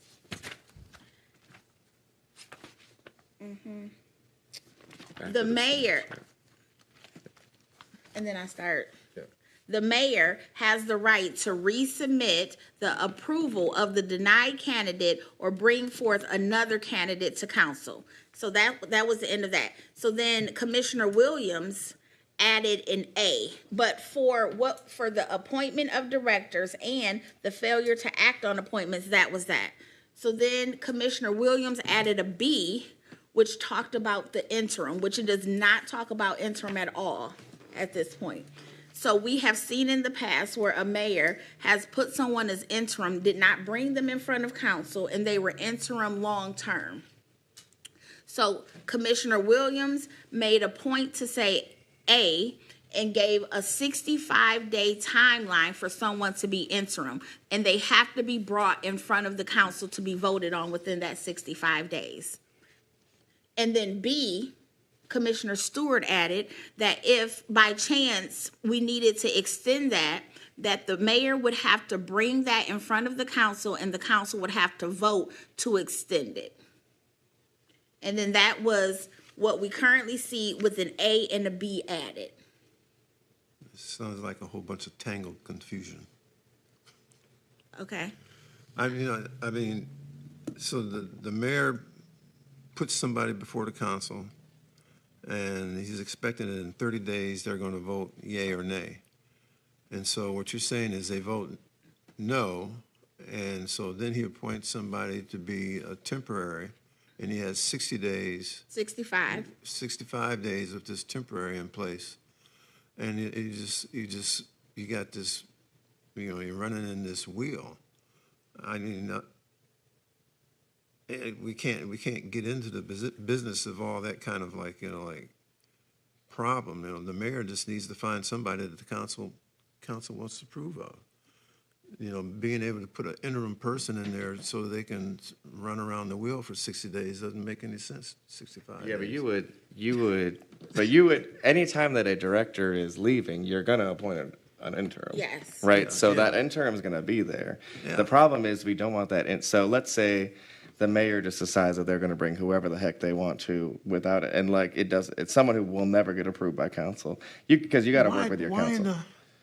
Would a mayor want to put somebody in there that's, number one, if the council's not going to approve them point blank like So that, it must be let me incompetent. know. It must be You incompetent. would think so, right? Why would you Again, put somebody in there but like that? there were plenty of times before where they kept bringing candidates, they did not get approved, and then know. instead of bringing back new people, what they did, I know you keep asking why, but asking why is not the question. It's how do we avoid these situations? You can't avoid these things. If that mayor is putting people in front of you that are that incompetent, the mayor shouldn't be the mayor. Yes. Yes, We but don't- alas, it doesn't happen. And so what happens is, again, we don't want what happened in multiple administrations in the past to go where an interim is then there forever. That interim then You can't get in the needs mayor's to be. back pocket and tell the mayor what he's supposed to do every step of the way. But you also don't want the mayor to have interim department directors forever. And so that's that. I don't want an interim serving forever. And so that there needs to be a process around interims, and that's what I'll say. Thanks. Turn your mic off. Garrett. I agree with Commissioner Stewart. It's a reality. It's a reality that we don't want to say that it's a reality, but it's a reality. And we don't need anyone to circumvent a process. And because it was not in the charter, they were able to circumvent the process. So pretty much that's it. So with that being said, and I guess this is waiting on Commissioner Williams. I would like to, We don't have to wait for him. oh, well, I thought that was the part of the interim piece, the 65 days. I guess the other piece was the HR piece, right? Yes. That needed to be added first. So we had an A and a B. Yes. So we're good with that. Yes. Okay, then I'm good. Thank you. That's all I have. So I motion to approve the proposed changes as we discussed. I will not repeat them again because our dear clerk has them, but I motion to approve the changes to this section as we discussed. Okay. I support, very clear on that. So it's been moved by Stewart and supported by Garrett to approve as amended 4.106. Discussion? Yes. He wasn't clear to me. Oh. Because the word that he said, you said something different. Okay, hold on. Let's Yep, we can do it again. play it back and see if we got it. The interim Oh, no. appointee Oh, hold It's on. kind of right Any extension of the interim role is subject to approval of city council at the following meeting post the 65-day period. So approval by vote. So approved by vote by council at the next meeting following the 65 days. Cool.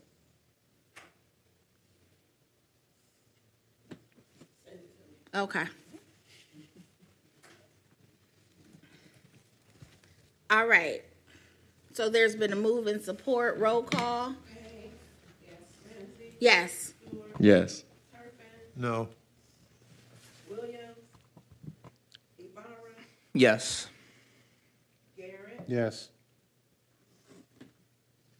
so that's 5 yeas, no, 1 nay.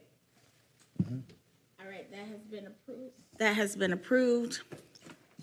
4.107, appointment to deputy directors. Except as otherwise required by law or this charter, a department director may, with the consent of the mayor and with appropriations provided, appoint a deputy who serves at the pleasure of the department director. Are we good with that? Any changes? All right, I see, Oh, go ahead. no, he was just, okay, you go. Garrett? Here's go back to this organizational chart thing. This is the reality. The reality is that one administration didn't follow executive directors and deputies. They had all interim interns and just kind of confused the whole executive branch totally and the operations of the city. The current administration tries to use executive directors, deputy directors. However, some of those positions are vacant, and then some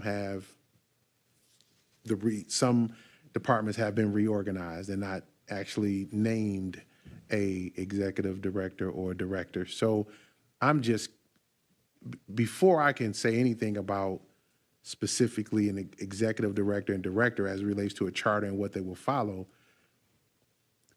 I just need something to follow. Like, it really, and I know this is if we're going to have for a city this size that's been downsized, we don't have the same number of employees that we had in the original charter. We are a very smaller organization, and so you don't need executive directors and then deputy directors and then directors. You know what I'm saying? Because those come with pay. Adding them in comes with pay, a legal pay structure that you have to go by, and we can't afford it. Yeah, that's somewhere I'm at. I just want to put that out there. Like, that's why I don't have anything in this particular department, because I wanted to at least know what. I would just like to add that it says within appropriations, and so it goes back to the budget that was approved then allows for these positions. If it's not approved within the budget, whether or not they have these positions allocated on a flow chart, they wouldn't be eligible because there was no line item to get them. But Stuart? I do feel like this one and really 108 are kind of silly because they're not approved by council. Right. They are just a staff member of a department. So I do think I feel you, Garrett, Commissioner Garrett, that like that is almost like, yeah, getting a little too close to dictating what like the staffing structure of a department is. And I'd rather just take these out and say like, or add something that's just like staffing of departments that says directors may hire, department directors may hire as in accordance with what's approved by the the appropriations provided. You know what I mean? Like that's just like a broader piece, because that really is what it's getting at. Is yeah, you can hire a deputy director, but you can also hire anybody else with the approval of the mayor and with the approval of city council's budget, right? It's basically saying the same thing. It is, but I think mine is going back to the financial amount attached to the budget when you say titles. So executive director, and then you got deputy director, and you got directors. Right. Then you know what I mean? So people have used those titles to say that, I got X, Y, and Z. Executive director get paid, let's just throw it out there, $80,000. Deputy director get paid $70,000. A director get paid $60,000. And then in this new administration, you have managers. Right. So it's like, but it is a fee structure, or not a fee structure, but a salary structure that is used to come up with a recommendation for a salary added on based upon someone's recommendation. The concern that I do have is that we have not right-sized or came up with an organizational chart that would allow us to specifically spell out, are we using executive directors now?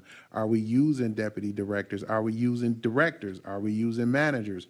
Are we using directors of departments and managers? Because again, depending on what the executive administration wants to do as it relates to a certain position, is titled a certain way. Yeah, I also think there's some level of also keeping competitive with the rest of the market. Like, Yes. it's like, so I think that I believe as someone who would be, let's say if I do not have a desire to run for mayor, but if I were the mayor, I'd like that flexibility as well. But that also goes back into the city council having approval of that. And so maybe the provision that we add in and that you've been talking about is an org chart must be approved alongside the budget that outlines by the city council, that outlines the positions that are being approved as well, right? Because I think that's really the problem, right? Is that nobody really has a good understanding of the org structures. And so, I mean, my board at a nonprofit approves our org chart every time that we make, every time that we have a strong change to it, right? And so maybe that just provides it. And I would just ignore these deputy director sections, because I don't think that's necessary. What we just want to provide is that they can allow the staffing that they, the department directors that are already appointed by city council and the mayor have the ability to staff the departments as approved by the city council. I like. Does that make sense? Yeah, that makes a lot more sense. I think that just opens it, because I think this is what, like, I do appreciate Dr. Turpin over here, that like he's like, this is just like process stuff. Right? Like, and so the deputy director side of this is like just process. Just because it's in there doesn't mean it has to be. Right. True. It's in there in the eventuality that you get to this point. So, the mayor, he has a budget. He can't afford to have deputy directors. Right. He just won't have them. Right. But in the eventuality that you come to that point, I think that somewhere in this, there's something about our police force. We can write it so that, it's our police force, or we contract out a police force, or it's our fire department, or we contract out a fire department. So they have that flexibility within the language of the document. So just because it's sitting here, how you appoint deputy directors doesn't mean you have to have a deputy director. Because you can't afford to have a deputy Right. director. My problem with this section, I think, is that there's no reason to spell out the process, right, of how you appoint the deputy directors, because it's not coming to council, right? Right. So, like, you're not taking a deputy director to council anyway. So all we're saying is, hey, you can hire as a mayor, like that. You can hire a deputy director. Well, yeah, you can hire in whatever structure you want. So as long as it's approved by the city council budget. But yeah, so I would just ask that we remove 4.107. 4.106 and 7 and 8. Well, so the directors do come in front of the council. So what is, and I know that with Director Cooley, former Director Cooley, there was a lot of going back and forth about whether he had the qualifications to do his job. And so there was a lot of just like looking at his resume. So if we take out, I think we need to have 4.108 and have some teeth, or remove it and take out the expectation that. Sorry. I thought that said duties of deputy director. Okay, I did too, so I X'd it out within it, yeah. So, but I think we need to look at that because of that situation. Yeah. We just got 2 new directors, one of HR and, no, one new director and a new city attorney. On Thursday, and that went without a problem. There were questions asked as always, but the grilling of former director Cooley, like, just opened up this portion to me, and I want to make sure, because then it was, does the council have the right to specify as much as they were with Cooley, right? Because he had the experience, he didn't have the education. So, but this was the conversation, so I'm like, we need to address it and look at that as an example of what has and what could happen. Garrett?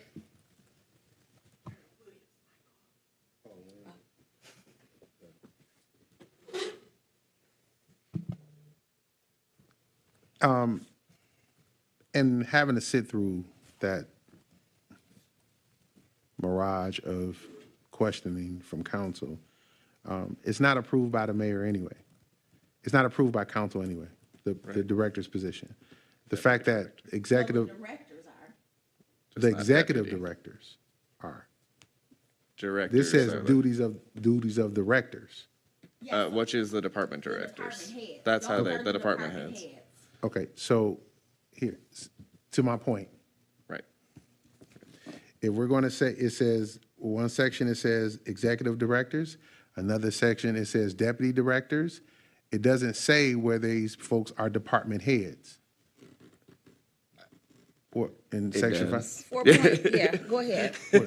I was going to say, it says if you read 106, which is the appointment and removal of directors, that is all talking about department heads. So they are referring in the charter to department heads as directors.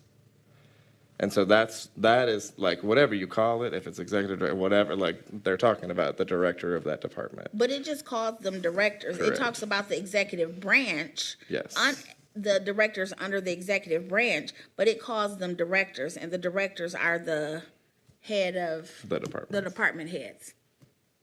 So we need to clarify that, because at council, fair. they That's- don't call them directors, Right, they call that's- them department heads. That's what I was Yep. trying to spell out. Nope, you're Like, good, so yeah. I just was. some yeah. of these, a lot of times what this administration has brought forth to council didn't need to be brought to council. It was only Yes. brought to council so that a relationship or try to have a cohesiveness on being transparent and of who was brought before council, et cetera, right? But it was, I mean, my personal thought to that was, it is very unnecessary, and as any executive or any person with anybody, employees working up under you, if you feel like a person is, and in full transparency, you have committees that this person has to go in front of or could go in front of, but we have put people on stage to be bullied by council. So my point of this is, if this is going, makes sense. I'd rather take these 2 out. I mean, I agree with taking them out because of these 4.107 and 4.108, and leave it as it does say, within the appropriation provided, or because of what Commissioner Turpin stated, we may have growth, leave it in, but to say that these people have to come before council. Deputy mayor, I understand that clearly. My department heads, no. I don't believe that they should be introduced to council, but not the approval and the approval of them be put in the council's hands, because I've seen it over time where, again, people are, just no matter what their reputation were, they came in front of council go up one side, down another. I mean, it's just embarrassing, and it's just not cool. And I'm speaking on Pontiac, so I'm gonna tell you flat out, I don't care about nowhere else. I don't care about Bloomfield. I don't care about what they do ever in Birmingham. I don't care about none of that. I'm talking about in Pontiac. That's a reality. And we got to stop it, and we stop it in this charter. They don't have to come before council. Don't bring them before council. Because what will happen is, and what has happened is, small people like to make big people feel small when they're not big. And that's what happens. And so I'm pretty much done with that because I get livid about the half. Yes, Payne. Struck that out, it should be director, and administration normally are in charge. Is your mic on? Thank you. I struck that out, deputy director, and just said director, and simply that a director should be hired by administration, and in any organization, that's how that worked, that I've been exposed to. As Commissioner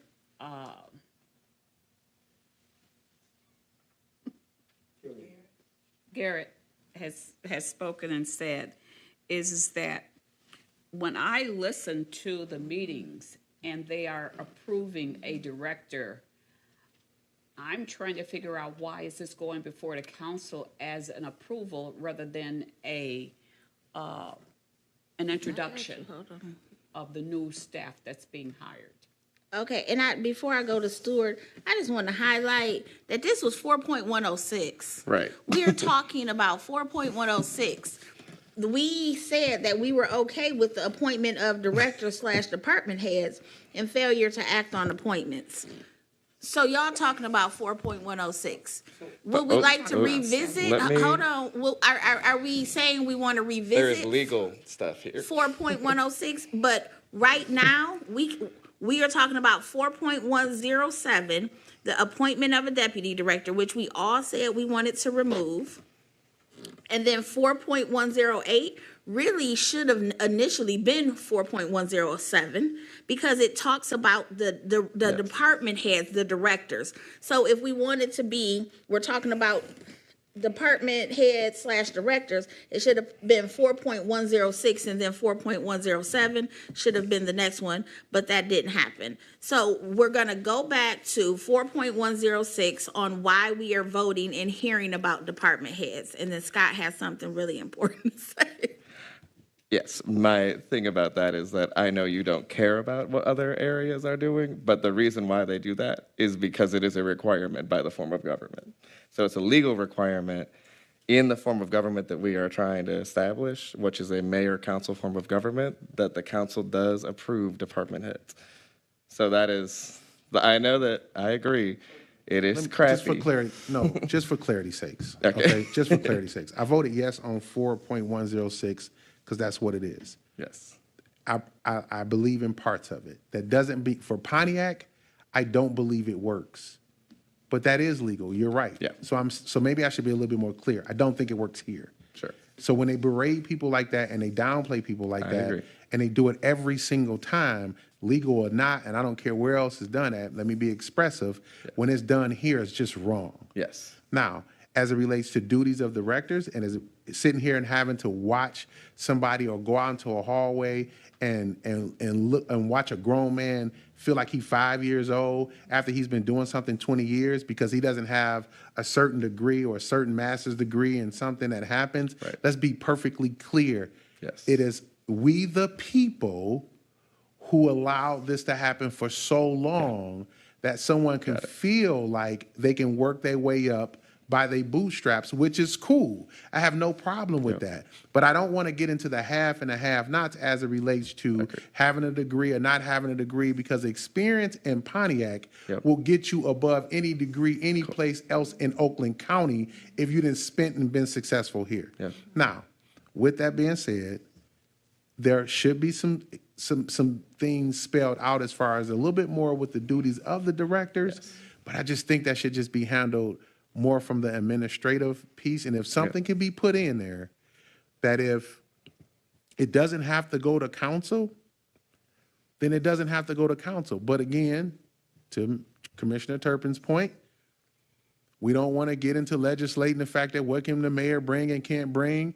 I've watched it again. Transparency try to happen with council, and you say, hey, Mr. Cooley's here because somebody had a personal issue flat out with Mr. Cooley, and it is what it is. Now, did he, because of they had that issue with him and they were trying to get some kind of, let's be transparent between executive. We want to make sure everybody, we're getting along and singing Kumbaya, because we hate to feel threatened, because if you get into an argument in the public, people going to feel like, me and Miss Ramsey, we just don't get along, and black people can't, colored people can't do this and that. All of that don't have nothing to do with the charter. Right. And so I'm with the whole, again, whether it stays or goes, let's just leave it like this. If it stays, let's leave it like this. If it goes, I'm fine with letting it go too. Just making it clear. But when I say that I don't care about what happens anywhere else, I'm just saying specifically in Pontiac, as long as I'm sitting here, we're going to talk about these Pontiac incidents. We're going to talk about what happens in Pontiac, and we're going to be real about it, as far as I'm concerned. No, you're so good. we can get a charter passed that works for Pontiac. I just wanted to make sure we were following No, we're good. what the law We're good. says. We Yeah, don't have but to I go got back. you, I Yeah, got we your got point you. on that. Yeah, Yeah. we Okay, got it. so is there a motion to remove 4.107 and 4.108? I think Yes. I'll make a motion to remove 4.107 itself. I would not Okay. remove 1.8 because I Okay, think we so need to spell let's that just through. let's Yep. just talk about one Okay. thing at a time. So there's a motion on the floor to remove 4.107. Is there support? Support. So it's been moved by Stewart and supported by Garrett. Any discussion? Roll call? Yes. Yes. Yes. Yes. Yes. Okay, so now 4.108. I'm just gonna say, because we have 4.106, I don't know if it needs to be the duties, because I think once again the job description, but I think the qualifications, if we want, I need to have something in place so that what happened to Mr. Cooley doesn't happen again. And I don't know, I don't know if we need to have the actual duties of the director. Maybe because we're approving them, people need to know what their job description is. So maybe we do need to have this, but I also want to have some teeth on what the appointment, what the qualifications, like, what can we do to have that not happen again?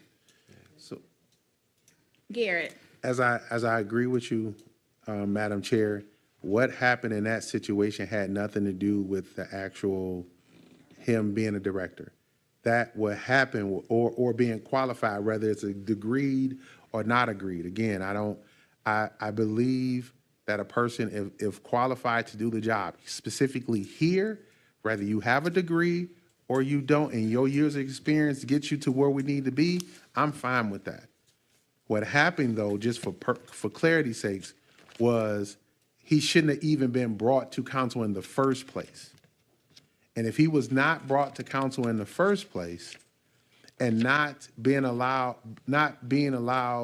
or council wasn't allowed, because there's no way we can stop that once they get in front of here, unless the chair, the president, the chair of the meeting stops it, that's where it should have stopped at, where a person is not downplayed or talked about out of meeting. It wasn't a regular meeting when they were talked about. This stuff was talked about, just out in public about this man's qualifications, and then he was brought clearly before here like a old-fashioned hanging. Mm-hmm. I'm sorry, and put out like, this is what we're gonna do to you if you bring us to somebody who's not qualified. Sir, what does this have to do with the issue that we're discussing here? So we are trying to see, hold on. I'm sorry, I'm moving around. So right now, 4.108 is describing the duties of the director. We're trying to see, do we need to have the duties of the director? Do we need to have the qualifications of a director? Because the director or department head is brought in front of council to approve. So what does that process look like? And Commissioner Garrett was explaining that the last time we saw a director who was interim try to be moved into a permanent full-time position, the process was horrible. It was berating. It was rude and disrespectful to the candidate. So we're trying to make sure that doesn't happen again. we can And do using that? this as a discussion, yes, we can. We can attempt to. That's what this whole charter is doing, is to attempt to create some proclivities of- order the in this city when there are meetings happening, The Commissioner Turpin. proclivities of your elected officials are their own, and whether or not we can actually control what comes out of their mouths. We're not I'm trying to sure. control what comes out of their mouth. I'm We're just trying to tell you, cr- that's we're what trying to happens. control a process. And The process was as it is, and the. What was the process? I have no Commissioner Turpin? idea. I wasn't there. I didn't witness it, and I knew nothing about it. And sitting here at this meeting and talking about some sort of like activity that happened doesn't seem to be what our job is. Our job seems to be to deal with what are the duties of directors? Do we need to have that in the Constitution or not? And if we do or if we don't, the question is why? Why don't we have it, or why do we have it?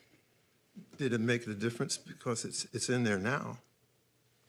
Well, that's what we're trying to figure out. Like, does it just because it's in here doesn't mean it needs to be? Does it need to be in What I'm here? saying What is purpose is you it can have all these serving? duties and whatnot in there, and you still had this brouhaha that you're describing that I had no witness to. How you can't control those things. Right. well, Commissioner Just by Garrett. the verbiage that you have in your charter, that's not going to control how people are going to behave. So having laws on the books regarding speed doesn't stop people from speeding, but That's when right. people do, there are consequences Right. because there's a law on the We books. have So confident- that's we exactly call what it- we're we call trying it to do, voting. and I'm gonna move it over to Garrett. We call it voting. But the berating part, again, I understand both points, but Madam Chair, understand the berating part came from council side. So the only way that can stop, because he had they had a legal right for him to be there. Yes. Two, that's what was supposed to happen because he was interim moving from director. The part of disrespect, though, the quorum, the part, comes from the chair and the vice chair. If they decide to allow it to continue to happen, then there's nothing that we can put in the charter that will stop that, is what I'm saying, is what I'm trying to say. Because watching it through, or if you have a recommendation that there shall be there shall be some type of quorum, or the quorum as a direct, if something is being presented, then this is probably not the section that we might want to, you should put it in. It is, so I am asking, Okay. and my act was that we remove 4.108. My conclusion is that you cannot dictate, once again, anything outside of budget items, and budget items are tied to job descriptions. We are going to tie any positions to an organizational chart that has to be approved at the time of the budget. So my recommendation is going to be, when we get to the part, it is under general provisions, personnel matters, that we add language around job descriptions, because then the council can only hold somebody to a job description. Right, so that's gonna be my recommendation, but right now I'm just asking that we remove part 4.108. Got it. Or unless Stewart, who said that he was interested in keeping it, wants to tell us why he wants to keep I it. motion So to remove section 4.108. there's been a move. We can have discussion after a second. Is there support? Support. So it's been supported by Turpin to remove 4.108. Discussion? Here, Madam Chair, here's why I don't support removing this. It just says duties of the directors. And you need to have something in there by charter-wise to say what the directors shall do. And it's just like this is a catch-all phrase between 1 and 2 that's saying that your directors, each department shall, consistent with law and this charter ordinance, and any labor agreement, hire, promote, service, discipline, and remove employees of the department. If you take this out, you then put it in the hands of a mayor that can then say, my directors will shovel snow, or my directors will, this clearly gives us some direction of what directors can do and what directors shall be do by law, since this is a legal piece. That's the only piece, that's the only reason why I didn't want to take that out. I'm good with taking out 4.107. We've already said that, it's legally that they have to be appointed by council.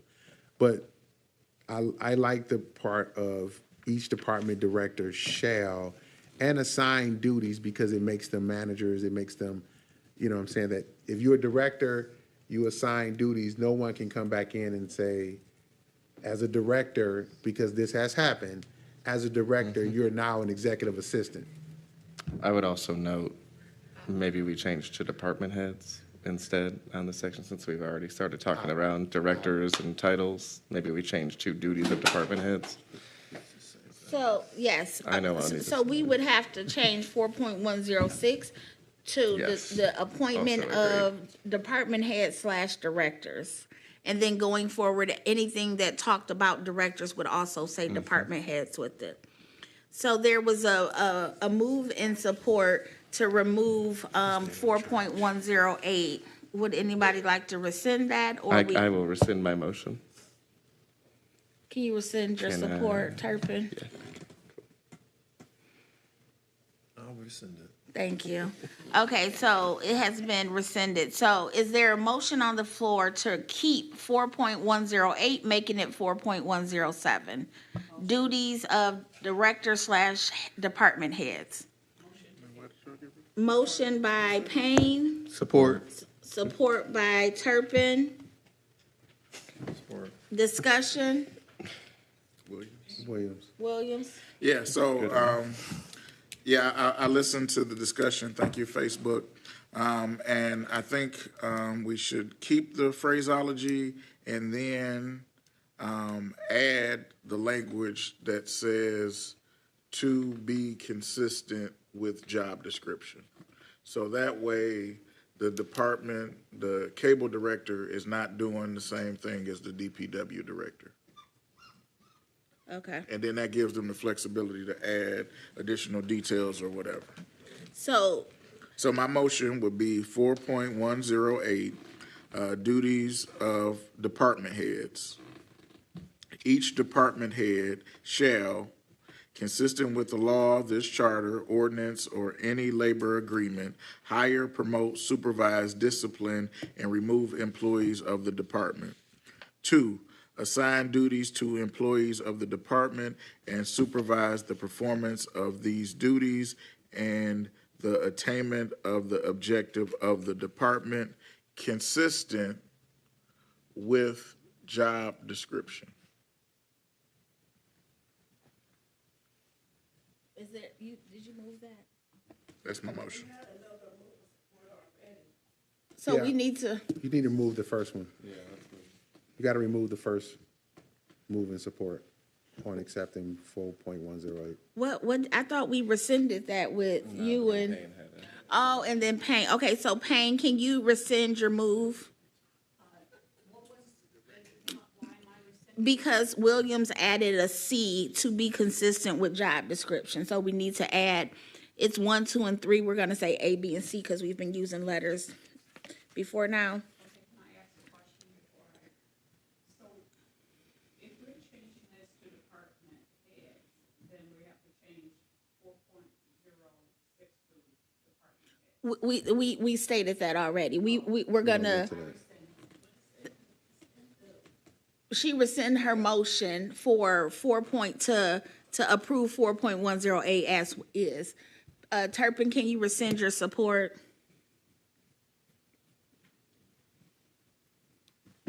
Is that a no? I don't think that adding. Can you turn your mic on? Adding that last item on this doesn't change anything. Okay, so is that a no, you will not No, rescind? no, not. Okay, so what happens Call for if, a vote. okay, so we'll put it up for a vote.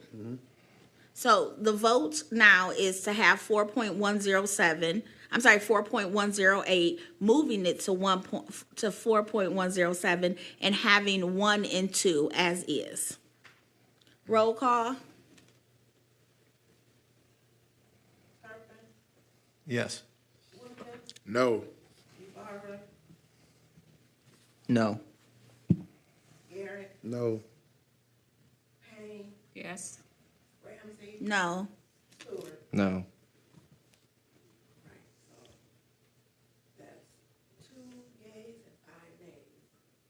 Is there a new motion on the floor?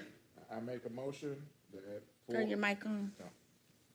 I make a motion that 4.108 be moved to 4.107 and include the language and title of duties of department heads.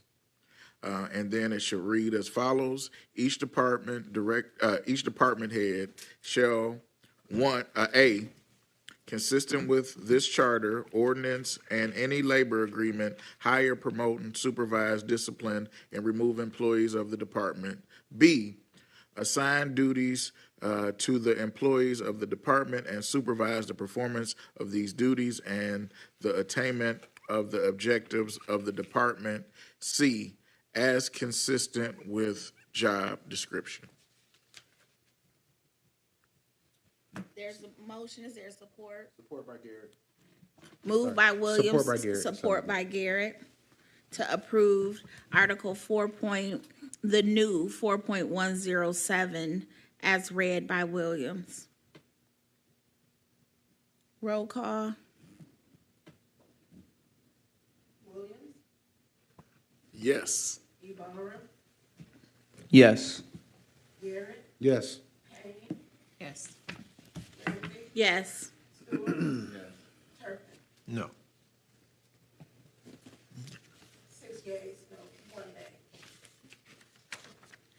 Also, when it comes to just the formatting, we have letters and numbers. Can we just all have number or letters just go with one? Just for formatting purposes. The next one is 4.109, boards and commissions. Except as otherwise required by law or this charter, the term of members of all boards and commissions in the city government is 4 years of members of, is 4 years, and members of boards and commissions are appointed by and serve at the pleasure of the mayor.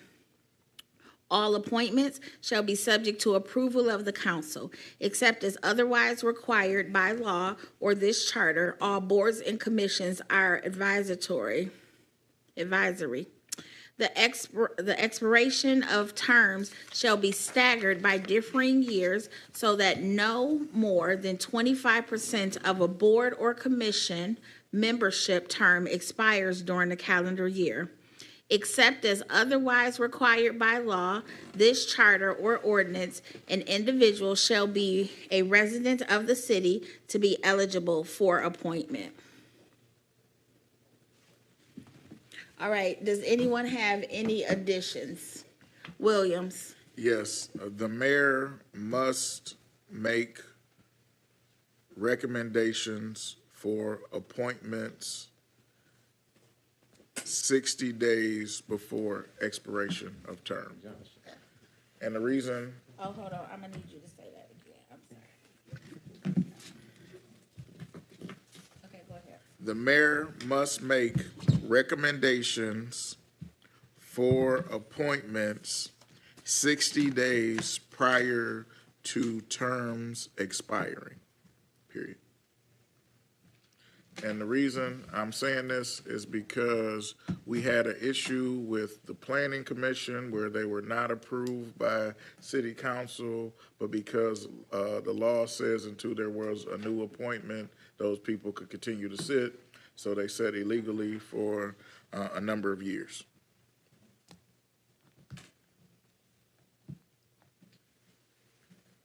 So that was a thing. Can you repeat the Can you play that for her? the statement, the add-in, Yep, hold on. please? The mayor must make recommendations for appointments 60 days prior to terms expiring.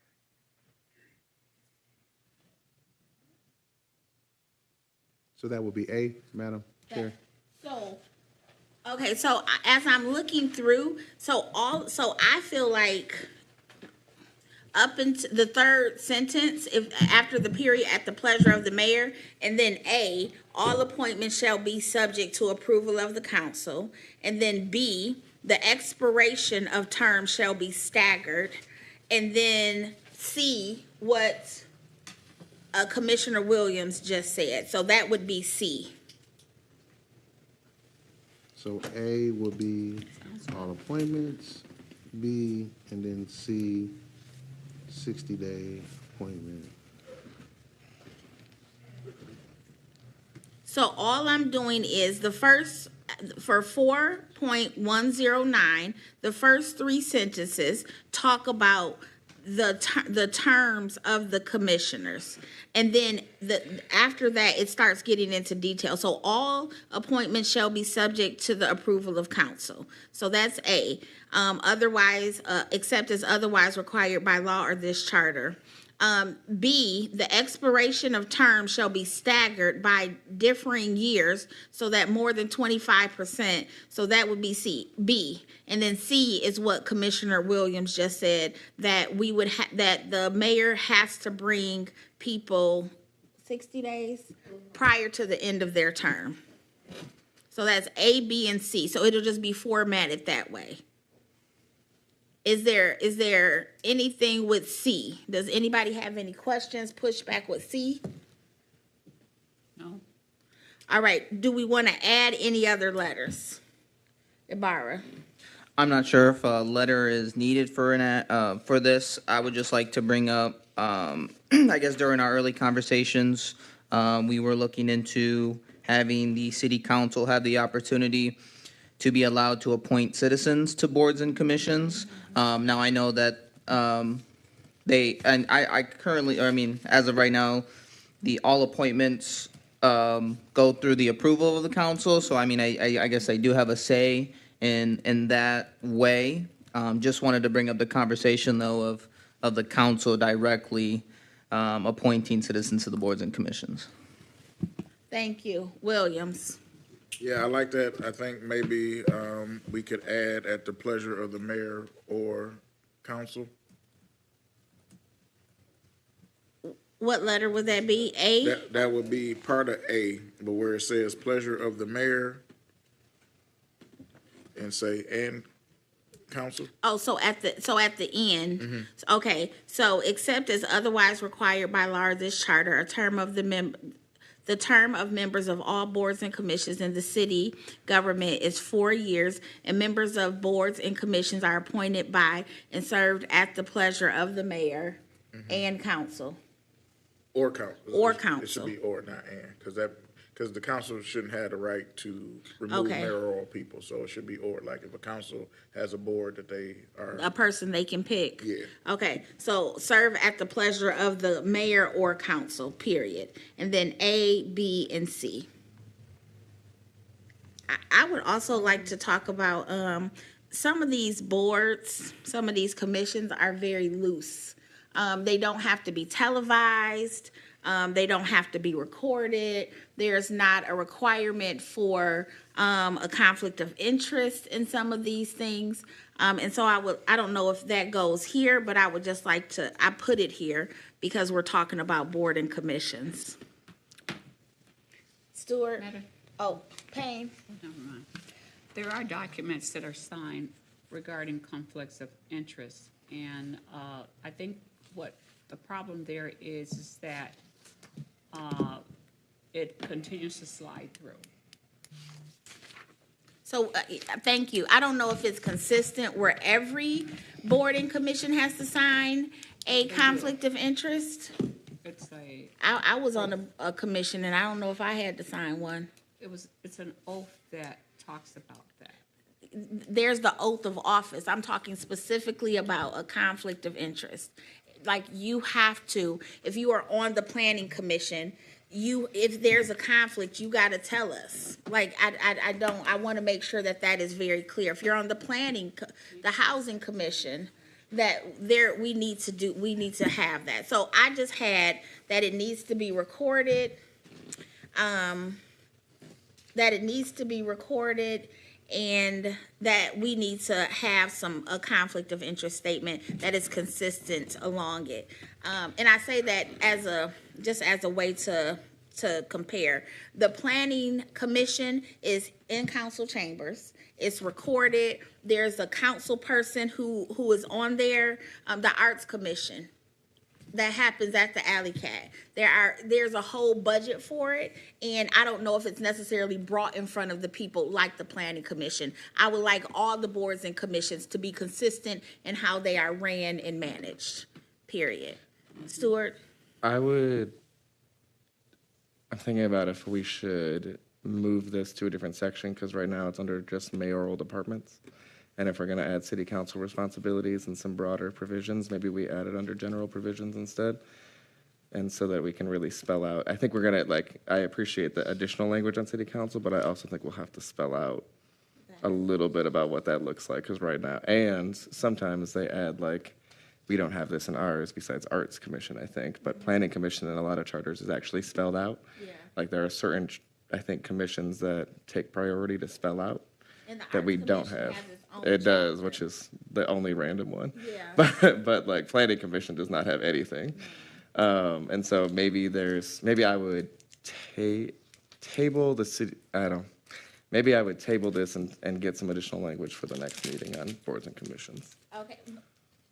Thank you. I appreciate that. I would also look at maybe moving it to under, because it's still under the executive branch, but changing number 7 from arts commissions to all commissions.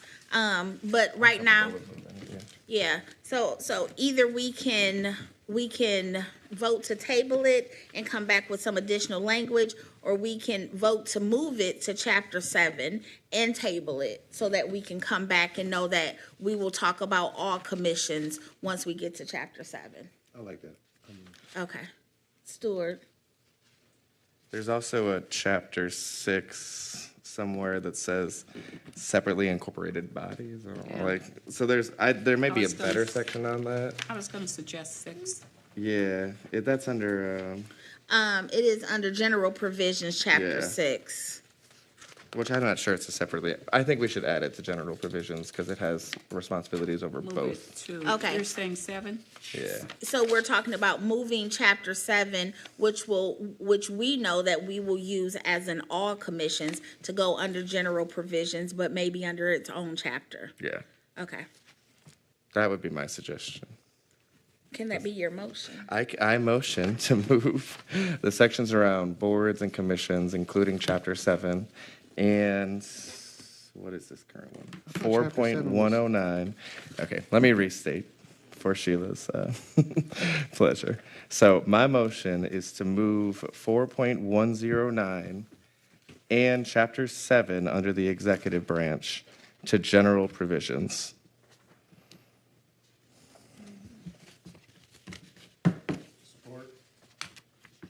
So it's been moved by Stewart, supported by Williams. Any discussion?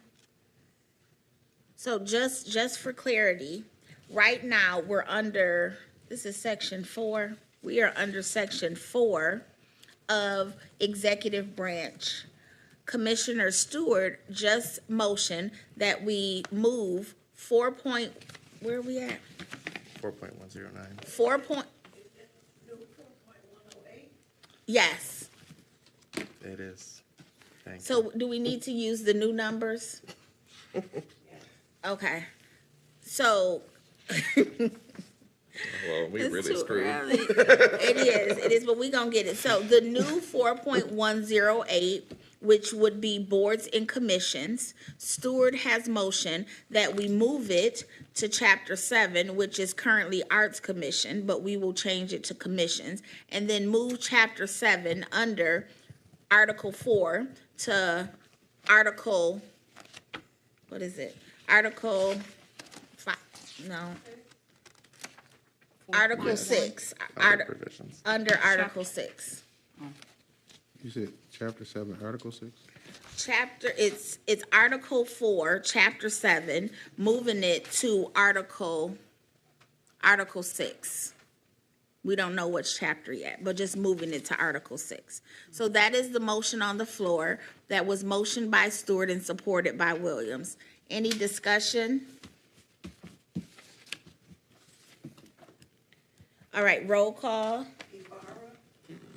Yes. Yes.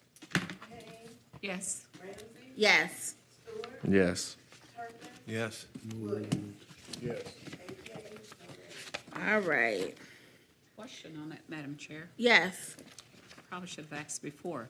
So then, we would just skip this and not do this until we get to, chapter 7. Am I correct on that? Until we get to Article 6. I would ask that if anybody has any thoughts of what they want in this for boards or commissions, to have it typed out, have a proposal typed out so we can share it with all the commissioners so that they can react to what is written. Because as Stuart said, sometimes we throw things out there and people don't hear everything and might miss something. So if you have any recommendations you want to put in the new 4.108, but that will be moving to somewhere else, we need that. And you can email it to the clerk and she can send it out to us. But if we have it, we can react to it. Madam Chair?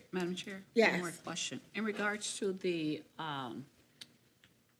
application for those boards and commissions, would it be suggested that application be copied and sent to everyone so that we'll know what is in the qualifications or what's in that in order to make decisions? Is that a no or yes? Or? I mean, I don't have a problem with that. I know people can print it off of the website. Stuart? I'll also note that in the new charter, just noting what was an added section was Article 7, ethical standards, which really outlines ethical standards of conduct, disclosures, What is that? all of, it's Again? Article 7 Where we in the at new now? charter. I'm just noting. I'm just noting that that's where a lot of this conflict of interest is noted, so, yeah, I know. We move on. Thank you. All right. 4.109, the new 4.109, and please, so this is 4.110. Because we removed 4.107 altogether, I am going to be using the new numbers. So please follow along. So it's one less than where we currently are. It's the first Saturday. 4.109, succession to office. If a vacancy occurs in the office of mayor, the council president shall succeed to the office until a new mayor is elected. If the vacancy occurs in the office of the mayor more than 1 year before the next regular city general election, the council shall order a special primary election and a special general election to fill the vacancies for the unexpired terms. This seems. If the vacancy occurs in the office of the mayor and the council president is unable to succeed that office, the president pro tem shall succeed to the office of the mayor until a new mayor is elected. If the vacancy occurs in the office of the mayor less than 1 year before the next regular city general election, the first business on the first council meeting after the mayor has been sworn in shall be to select the president or president pro tem, depending on which position has assumed the position of mayor. If a dispute arises concerning whether a vacancy in the office of mayor has occurred, any 4 members of council may petition the appropriate court for determination of this fact question. Any questions, changes? Williams? This is part of the original charter. I make a motion that we accept this as is and move on to city attorney. Madam Chair? Yes, Payne? I added, instead of city council president, in most cities that I researched in this, and changing it to deputy mayor, because deputy mayor has the responsibility of obtaining those, and then later on, if both are not available, then the president, or add a special election. Thank you. So there's a current motion on the floor to accept this article as is. Is there a second? Second. All right, so it's been moved by Williams and second by Turpin. Discussion, Payne has said her part. Does anyone else have any discussion? Just to be consistent, we cannot require the deputy mayor to be a resident of the city. So therefore, if it went the way that Payne was talking about, you could have somebody outside of the city technically being the mayor of the city. Like you do now. I'm sorry, what was that again? She said, what you say, Kermit? Because the residency laws have changed since the charter has been put in place, technically a deputy mayor does not have to live in Pontiac. So you could, if the mayoral seat was vacant, it would move to somebody who technically did not live in the city, which is not consistent with all of the other stuff we just voted on in the last two chapters.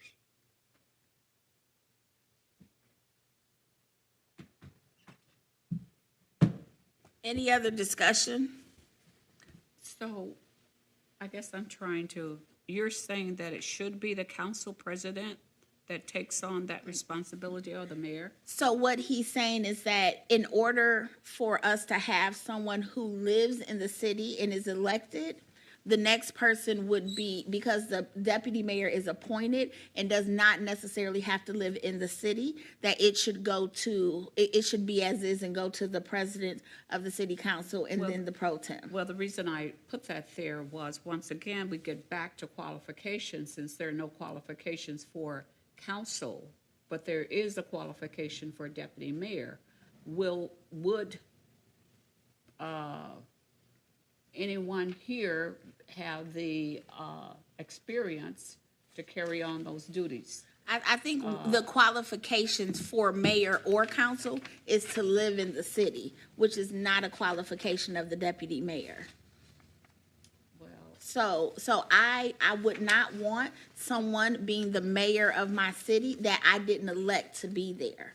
That doesn't live here and doesn't have to deal with anything that we as residents would have to deal with. Well, it would concern me that we have someone that is a city council person that does not have the qualifications, what is fiduciary responsibilities, or all of those. Williams and then Stewart. Okay, I'm about to call for the vote because our time is waning down. I just want to read 4.101. To be eligible for the office of mayor, A, shall have established a primary residence in the city of Pontiac for 2 years immediately preceding the filing deadline of office, and shall be a registered electorate of the city of Pontiac. There is no guarantee in the new succession plan that items A and B will be fulfilled by a deputy mayor. There could be a possibility where that works, but there is nothing that speaks to that having to have happen, and you would have an ineligible mayor sitting in that seat, because once they assume that office, if they were not a registered electorate or had moved into the city within 2 years, they would not be able to hold that office, and it would be inconsistent, and then the city would not have a chief executive officer. Yes, and similar to what Kermit said is, we're talking about the succession of the mayor. We're not talking about the succession of the deputy mayor. So we are simply saying that if the mayor leaves, the next person to fill the mayoral position is the council president. And that is in line with what Kermit stated, and that is what we're looking to fill. We're not talking about the deputy mayor. The deputy mayor is still there consistent throughout that. They can be. And so there's no need to talk about the qualifications because the deputy mayor is not the one we're talking about filling the position for. We're talking about filling the position of mayor, which we cannot put qualifications on besides residency and all of that. Thank you. Call for the vote. Thank you.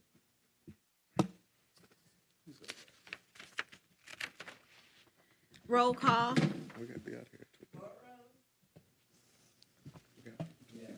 Garrett, Yeah. Kane, No.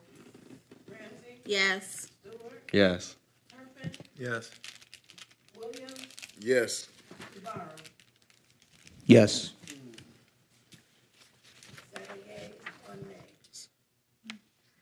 Chapter 2, city attorney. Madam Chair, Yes, should we, our meeting ends at 1 o'clock? it ends at 2. Oh, it's 2. Oh, Lord. It's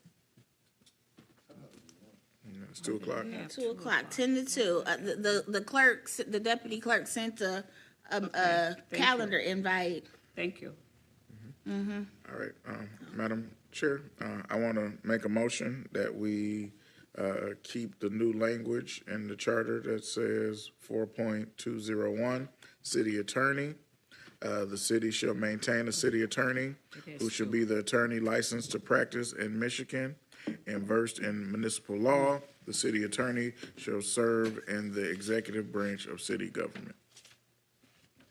There's a motion on the floor to approve 4.201 as is. So moved. Second by Stewart, motion by Williams, supported by Stewart. Any discussion? Madam Chair, I added where it says the city shall maintain a city attorney, including city council administration. Can you read that Well, again? I guess what I'm trying to say really is that the city attorney should be for both. I think that needs to be made clear. For the mayor and the city council, simply because of the costs that we have endured over the past with all of the confusion of who's serving with and for who. Thank you. Williams? Yes, when this body agreed to keep strong mayor form of government, the city attorney then became the attorney for the executive branch of government. Because there will be conflict when you have different branches of government versus having a city manager form of government. And one of those things is the city attorney has to work for whoever they're getting their check from. And so the executive is going to be the one who ends up paying the city attorney. And so that attorney works for the behalf of the city, but mainly for the chief executive officer. So as much as I would love it to be a kumbaya situation and put in the council, that's just not how it works in strong mayor form of government. So we can't put that in and it's followed? By who? Because at the end of the day, the city attorney, Executive officer makes sure that. what I'm saying is, who has the ability to fire the city attorney? The mayor. The mayor. So who's his boss or her boss? Well, we could say through vote, Vote of who? city council and the mayor. The mayor doesn't vote. So That's just general, That's- just general procedural thing. The city council is a body of 7. The mayor is part of the executive branch. The mayor does not get to vote. The mayor does get to veto, but the mayor does not vote on appointments or anything of that nature. They're not a voting member. So similar to Congress and the presidency, if there's a person in the president's administration, the Congress doesn't have the right to remove them or do anything because the president is their boss. Same thing with this form of government that we've as a body decided to use. It comes with certain inherent deficiencies, and one of those deficiencies is that you have employees that answer solely to the mayor. And we just went through that whole chapter that the city council did not have any of those employees. So if there's a problem with who the city attorney answers to, it is in the form of government, not in the role of city attorney. So you're saying that in the future, that the past can come back again? Yes, what I'm saying is if you keep the same form of government, you will have inherently some of the same challenges in the future. Garrett? Let's talk about Pontiac.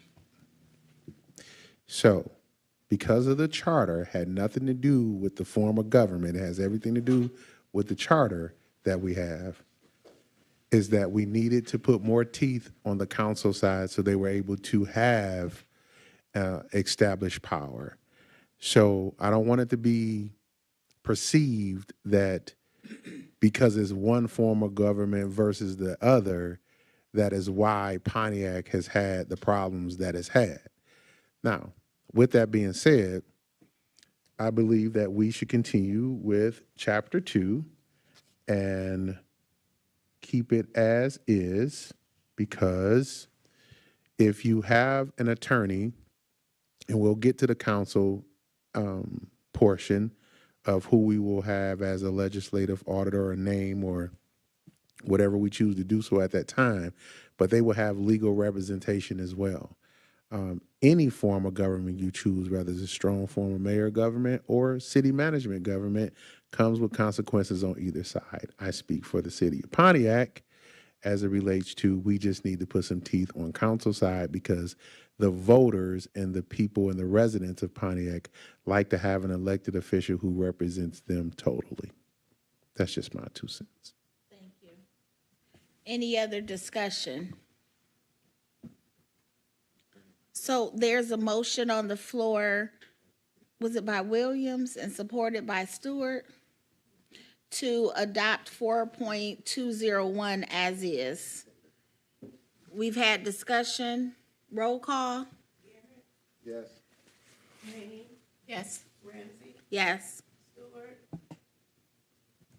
Turpin, Yes. Williams, Yes. Ibarra, Yes. 7 yeas. Okay, 4.202, duties of the city attorney.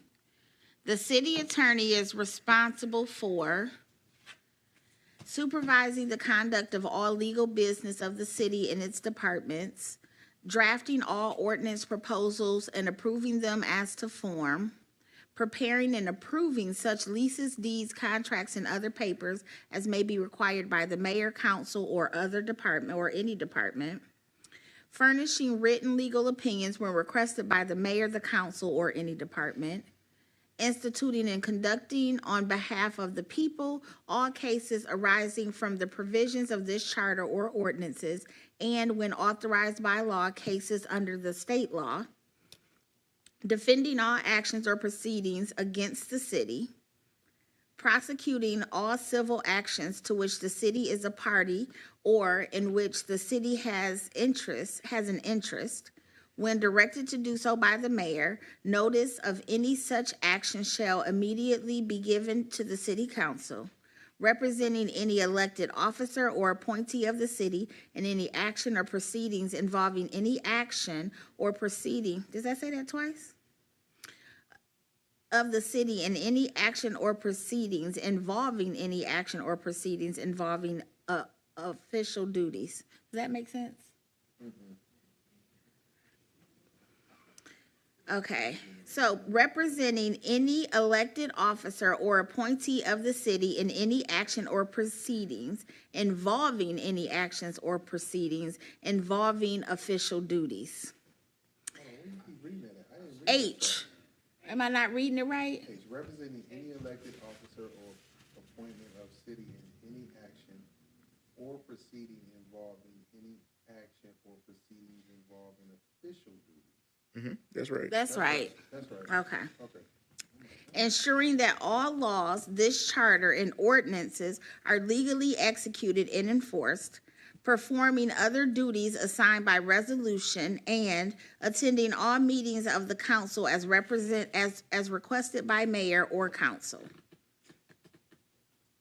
Does anyone have any issues with A through K? Yes. Williams and then Garrett. B. So I would move that we would strike B from the language. Why?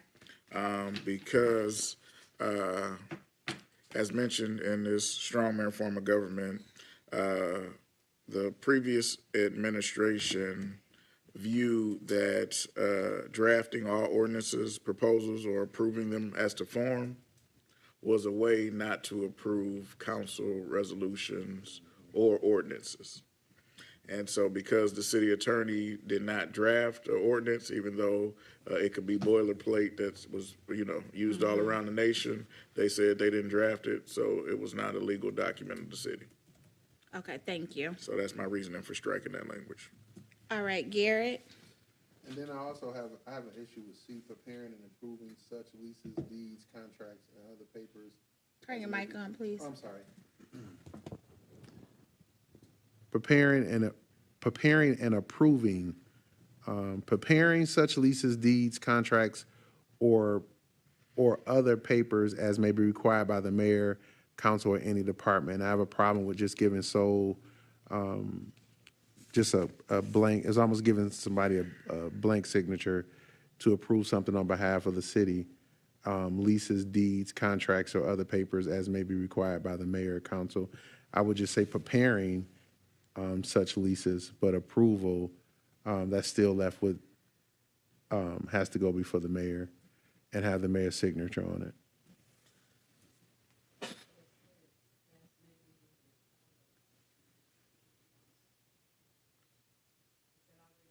Can you turn your mic on? We can't hear you.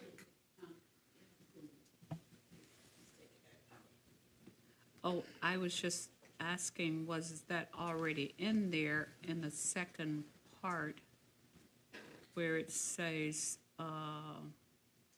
preparing and approving such leases, deeds, contracts, and other papers as may be required by the mayor and council or any department?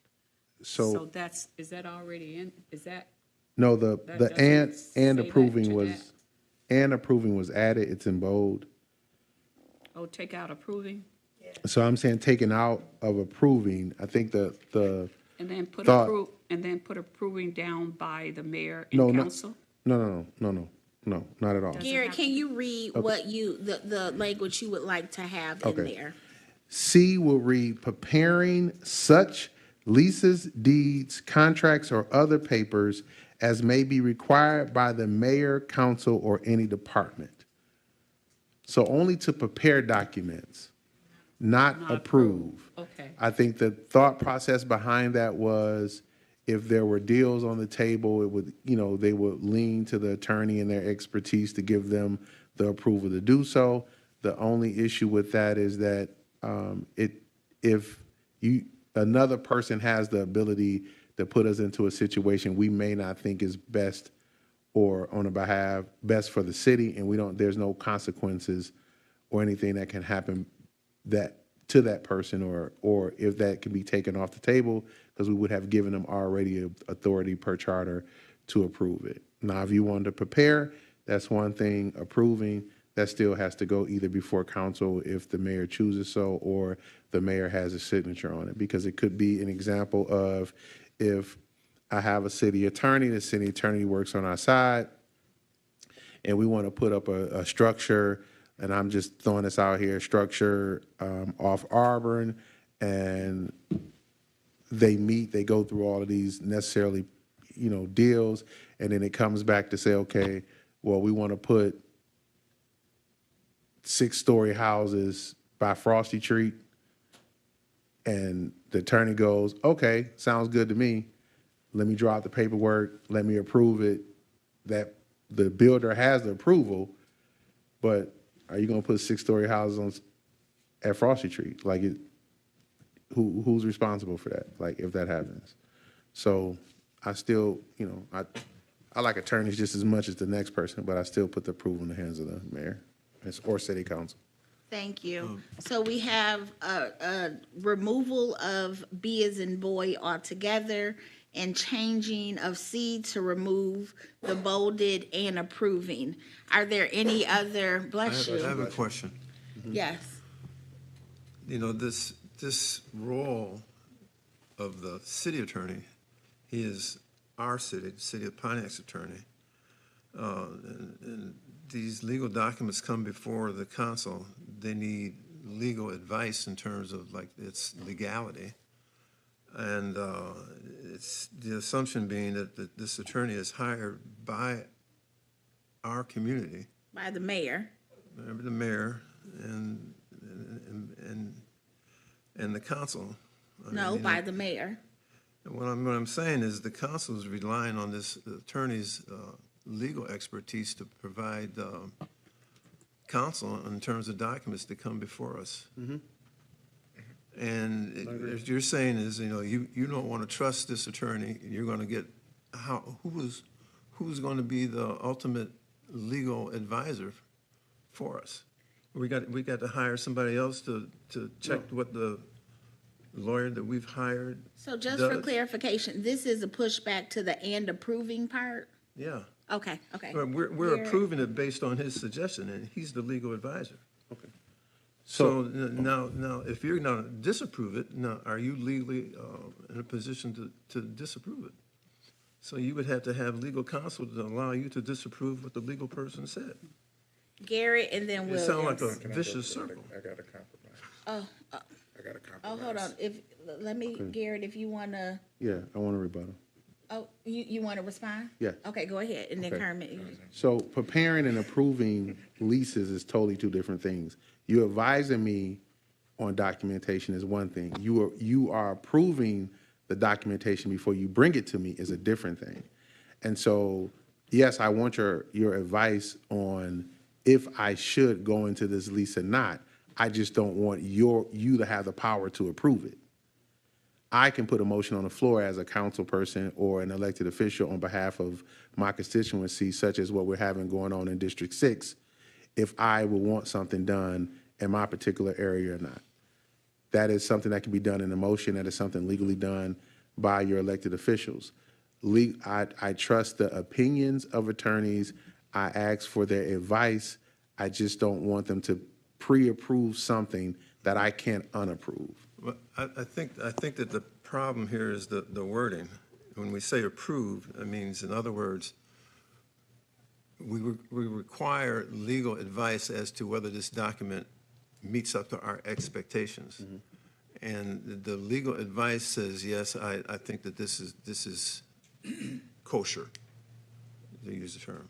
So it's not to say that this person is the final say, but, he's saying, okay, the document is right, and if you approve of what we're proposing to do, then the document is okay. The lawyer is just approving the document as being legal and right. But it's still the mayor, the council, whoever has to approve what's being proposed. Okay, hold on. I wanna give Williams and then Burrow an opportunity. I yield. Burrows, Well, if the attorney is, turn your mic on. it's not. If the attorney, It's broke. if the attorney is preparing such leases and deeds, he's already approving it. I mean, he's preparing it, all right? Yeah, I agree. So, In some cases, yeah.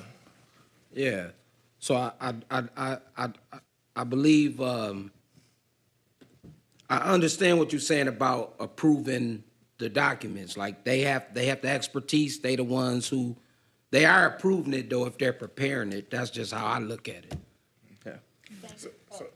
So I had a friendly amendment, just changing the word approving to advising on such leases, deeds, contracts, and whatever, because I think it's semantics on what they're trying to get at. I think they should be preparing these places, but we don't want them just preparing it. You want the lawyer to actually give you some advice on that. If they're the city attorney, they should, say if this is a good deal or a bad deal.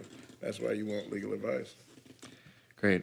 I motion to approve 4.202 with striking B and changing C to have preparing and advising on such leases, and then keeping the rest the same.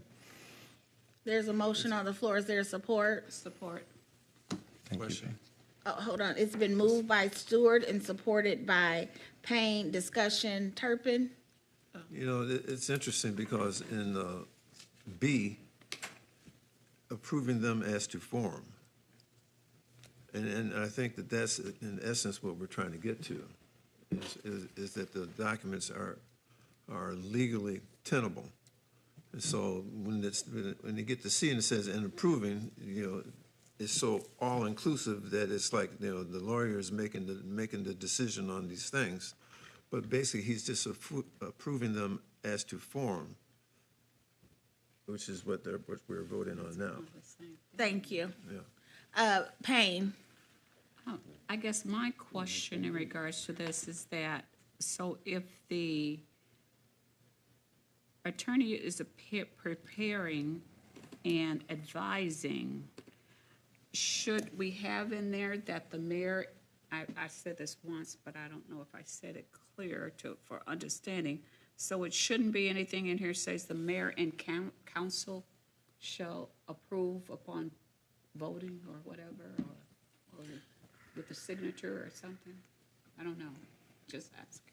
Williams, So according to strong mayor form of government, the mayor has to execute all documents.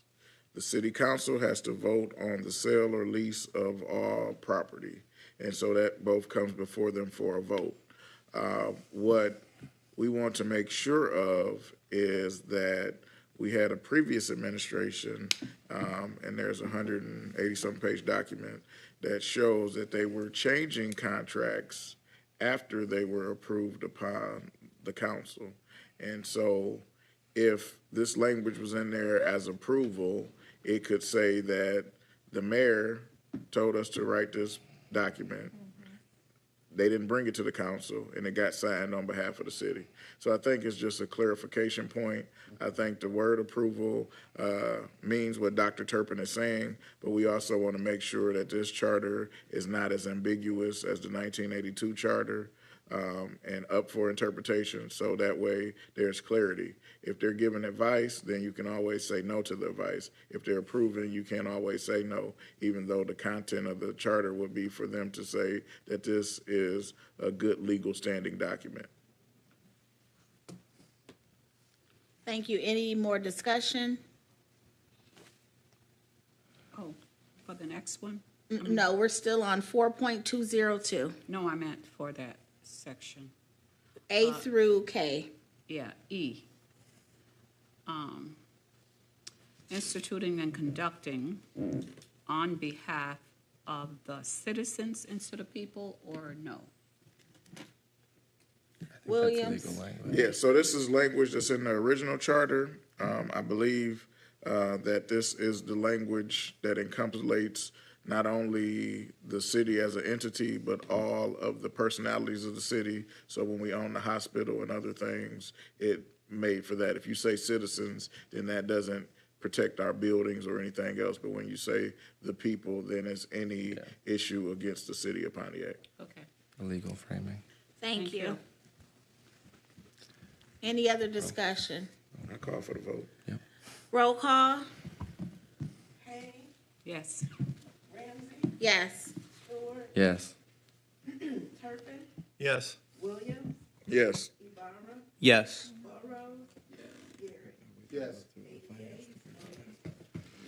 All right. Madam Chair, Yes. I motion that we approve 4.20, I guess that's going to be 2 now, settlements, as is. I thought we moved up a number. No, we're in a different chapter. Okay, good. Yeah. So I move that we keep 4.203 settlements as is. Support. It's been moved and supported to keep as is. Discussion? Want me to read it?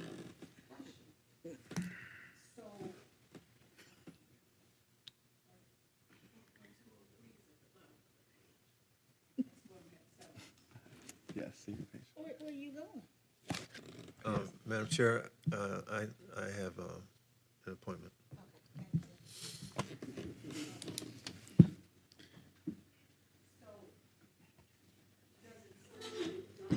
Can you please turn your mic on?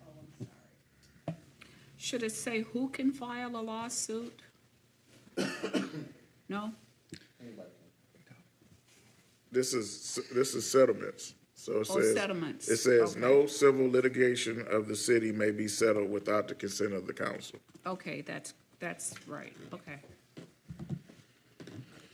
Roll call? Yes. Yes. Yes. Yes. Yes. Yes.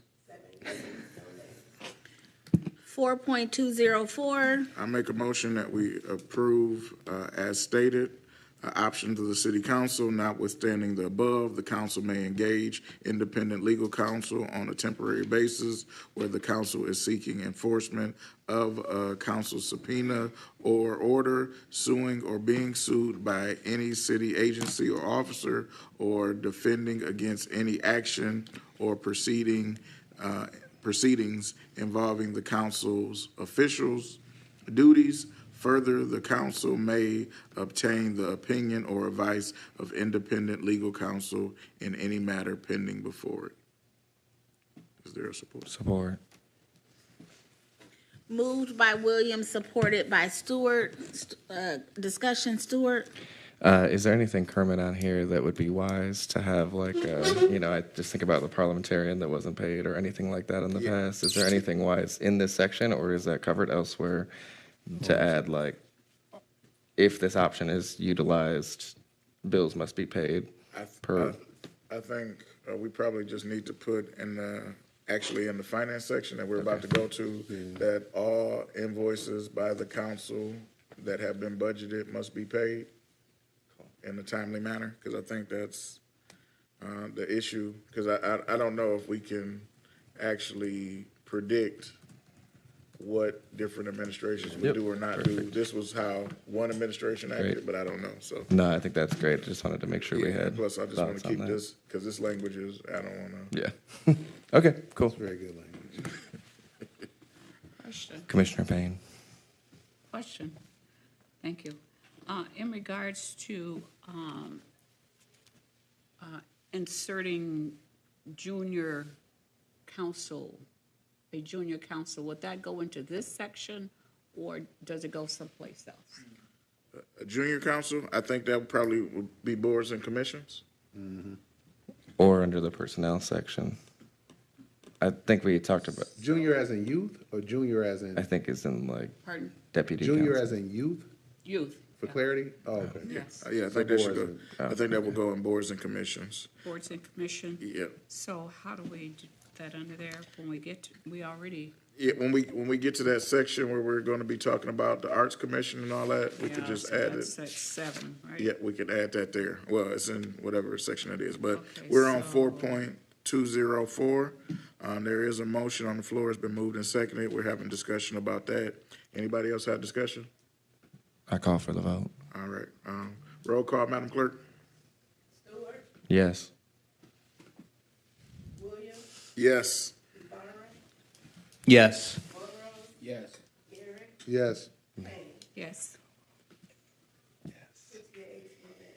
All right, which moves us to 4.301, Finance Department. I'm acting as the chair, so go ahead. Stewart. I was just gonna say, are we ready to go through this, or are we ready to? I want to pick up here when we come back. Keep going Okay. until the chair tells us to stop. Well, you're the chair right now. No. I'm vice chair. You see that?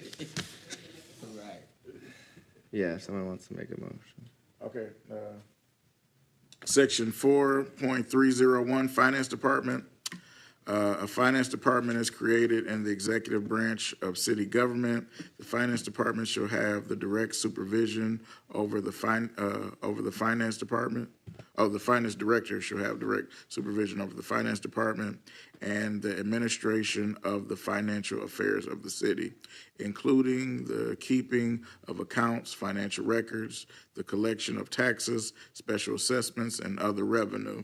The communication of the financial records to the mayor and council, and shall other duties as may be prescribed by ordinance. So the change in this is the communications of the financial records to the mayor and the city council is what they added to this charter. Is there a motion to approve this language? Moved by Garrett. Okay, is there a second? Okay. All right, now, discussion. Commissioner Payne?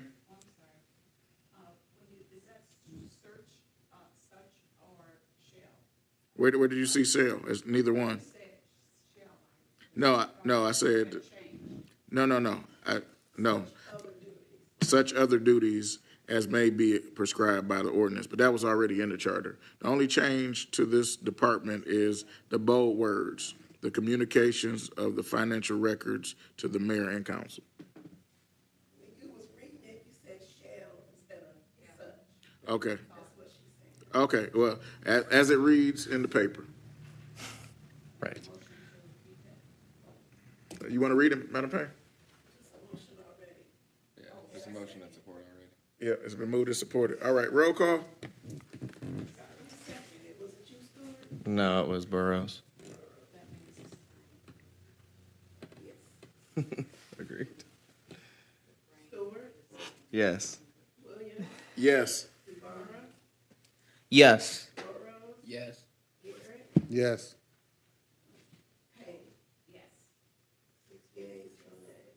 All right, section 4.302, treasurer. The finance director, with the consent of the mayor, shall appoint a city treasurer within budgeted appropriations who shall serve at the pleasure of the finance director. The treasurer shall perform all duties required of the treasurer by law, this charter, and ordinance. Is there a motion to? So moved. Okay. Is there support? Support. All right, it's been moved by Stewart, supported by Garrett.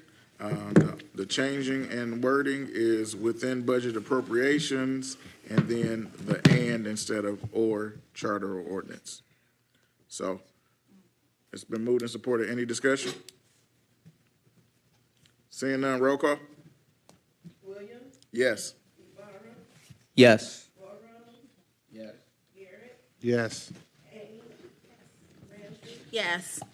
Yes. 7 yeas, no nays. 4.303, purchasing division. Any changes? Question in regards to that.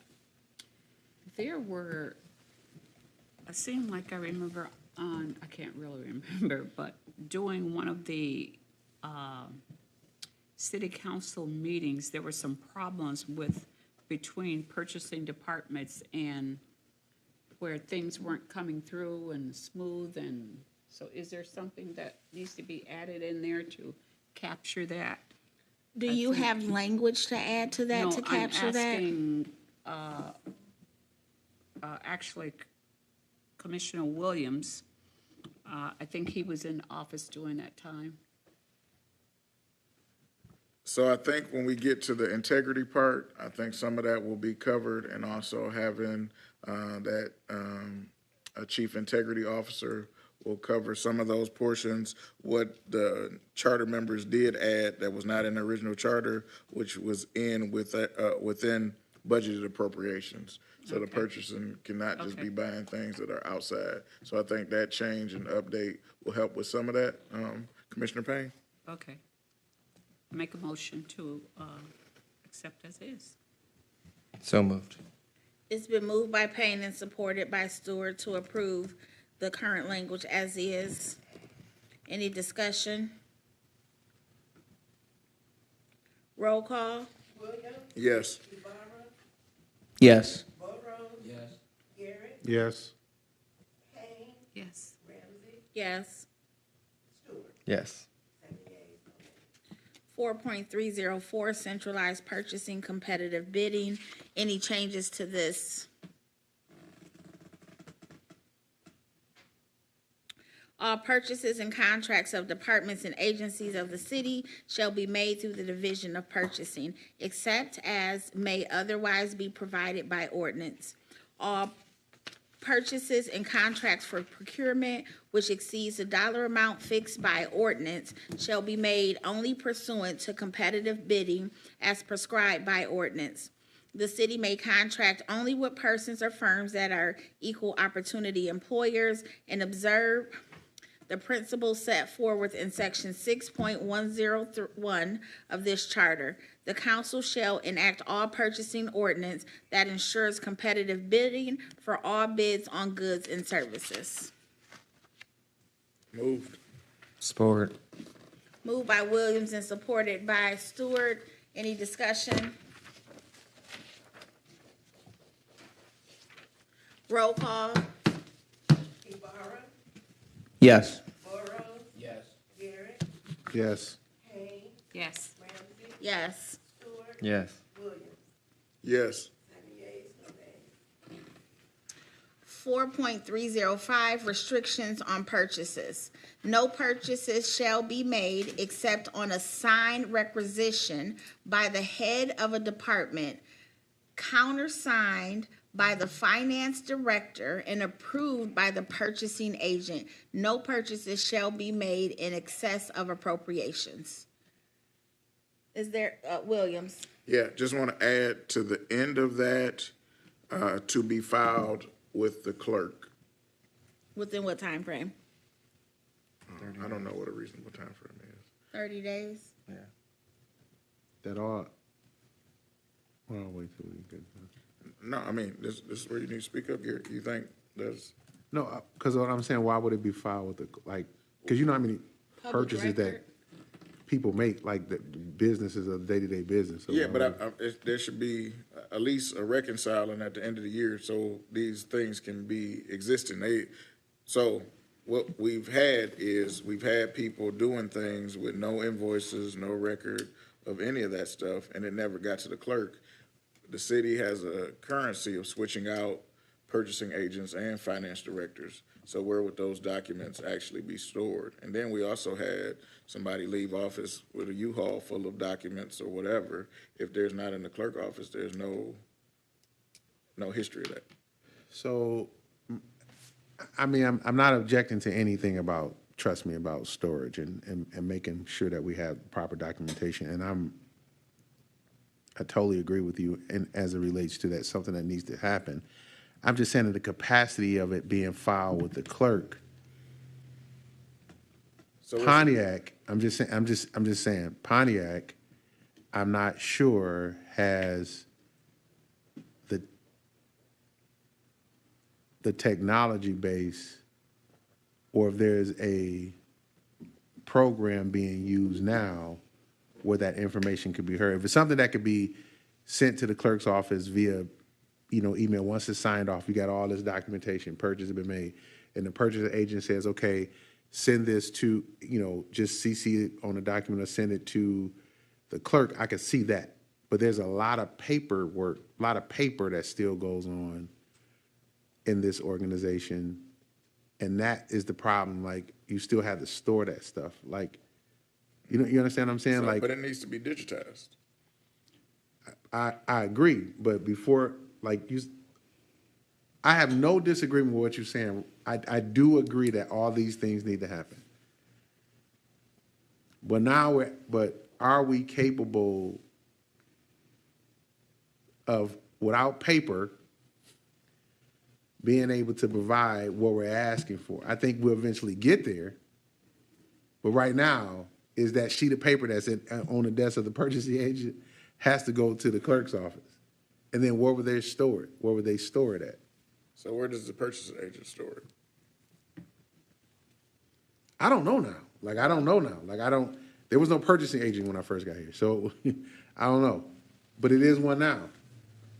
And so if they store it on, maybe that's a good question. We can just ask the purchasing agent. But I'm just saying, to add that in there Okay. to the clerk, it's just paperwork at that point. So I removed my motion to add, so we'll just keep it as is. Or can we say, Cause- can we do a cause- compromise? cause- Can we say some type of To be filed. to be filed with the generally. clerk, rather digitally or paper? You know what I mean? Because eventually, it's just we have such an inadequate system right now that it's going to take. You know what I'm saying?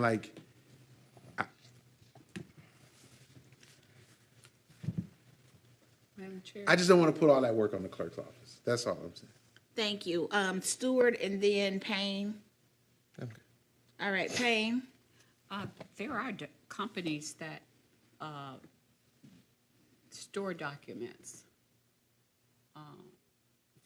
not through paper, but technology. So maybe we'll get there where we can have a company to do that, or maybe we could have that built within the system here. I don't know. But it's a good idea that it's stored somewhere. We can Okay. also say post it, because there should be a dashboard. Every municipality by law is required to have a dashboard. So maybe we can have that. It's the requirement of the purchasing department to add all of these things as a part of their dashboard within 30 days. I like that. I like that. Okay, so then 4.305 would read, no purchases shall be made except on a signed requisition by the head of the department, countersigned by the finance director, and approved by the purchasing agent. No purchases shall be made in excess of appropriations. And all purchases shall be uploaded onto, under the purchasing agent, uploaded. I don't know what they're, Madam Chair, I think we should probably just say, no purchases Posted. shall be made in excess of appropriations, period. All requisitions shall be filed accordingly. And then that would leave to whatever technology they would be using at the time. Within Okay. 30 days. shall be filed just say- accordingly within 30 days. Should you say filed? It will be, shall be filed accordingly within 30 days. Can you put technology in there so that we won't be going through paper? They were trying not to, so that if they need to do paper, if they need to do electronic, if at one point we got holograms, like, Okay. I mean, it's, accordingly, within 30 days. Requisitions, all requisitions shall be filed accordingly within 30 days. Was there move and support, I'll move it. Support. Garrett? you had question, comment, concern. So is it the requisition or is the purchase? The requisition, because the requisition would actually be what's being purchased, right? It has Right, to be but- on a but for- signed requisition form, so that requisition form needs to be filed. What is Should need to being be- approved. Okay, Correct, with all Because- of the signatures. okay, and that's what's to be purchased. To be filed, We file within 30 days. yes. I'm just trying to make sure that Yep. from the aspect of, if I go back, if I ask for The requisition. a computer that was purchased. And then somebody tells me, well, it wasn't purchased. Right, any requisition form, any purchases needs a requisition form. So if you have to have a requisition form, so a purchase is, this is what we need. A requisition form is saying, this is what we're getting, and No, these are the people who approved. Okay, I understand that. But if it's not, if it gets to a point where it's not approved, if it's if it gets to the point where it's not purchased, right? So is it the purchasing agent that has to come back before whoever's asked for it to say, hey, that was never purchased? Well, I mean, that's gonna show up in the audit. That would be a material weakness in your yearly audit that says that this And didn't that's what I'm happen. saying, and that's it. That's all. But if you don't have a requisition form, you can't say who signed off No, on this. I'm with that. I'm just trying to figure out if it wasn't, okay. Trust me, It's been moved built by about 3 Williams cases and on that. I'm supported good. by Payne. working on number 5. Any discussion, any more discussion? Roll call? Burrows. Garrett, Yes. Payne, Yes. Ramsey, Yes. Stewart, Yes. Williams, Yes, Yes. 4.306, it has duties of purchasing agent. We removed other people's duties, so are we keeping this one? We removed deputy directors, Do we want to keep this? I say we just keep it. I agree. All right, the duties of the purchasing agent and rules of regulations relative thereto shall be as provided by law, this charter, and ordinance. Move. Support. Moved by Williams, supported by Stewart to approve as is. Any discussion? Roll call? Garrett, Yes. Payne, Yes. Ramsey, Yes. Stewart, Yes. Williams, Yes. Ibarra, Yes. Burrows. Yes. 7 yeas, no nays. 4.307, Assessment Division, City Assessor. This, We don't have a assessor currently. Our assessing is done by the county. So I would move that we actually table that and Yeah. talk to somebody from the city to find out Agreed. what language they want to use for that. I agree. So move, support? You so know it's what been moved by Williams and supported by Stewart to table 4.307. And I'll come up to City Hall and talk to somebody about it. So I'll take that duty on. All right, any discussion? Roll call? Payne, Yes. Ramsey, Yes. Stewart, Yes. Williams, Yes. Ibarra, Yes. Burrows. Yes. Garrett. Yes. 7 yeas, no nays. So I apologize. I think I prematurely did that. So we should also be tabling 4.308 as well, correct? Yes. So we are moving to table 4.304. 308, thank you. 4.308. It's been moved by Williams, Support? supported by Ibarra. Discussion? Roll call? Payne, Yes. Ramsey, Yes. Stewart, Yes. Williams, Yes. Ibarra, Yes. Burrows, Garrett. Yes. 7 yeas, no nays. Thank you. So we are going to stop at this point as we are coming close to the end of our time. We will start with the table discussion on 4.307. And that was the only thing that we've tabled thus far, right? Okay, and then going to 4.307 and 308. So we will start back at 4.307 at our next meeting next Thursday. Closing comments, Payne? Thank everyone for being here. It was a good meeting. Thank you, Ibarra. Great Saturday meeting today.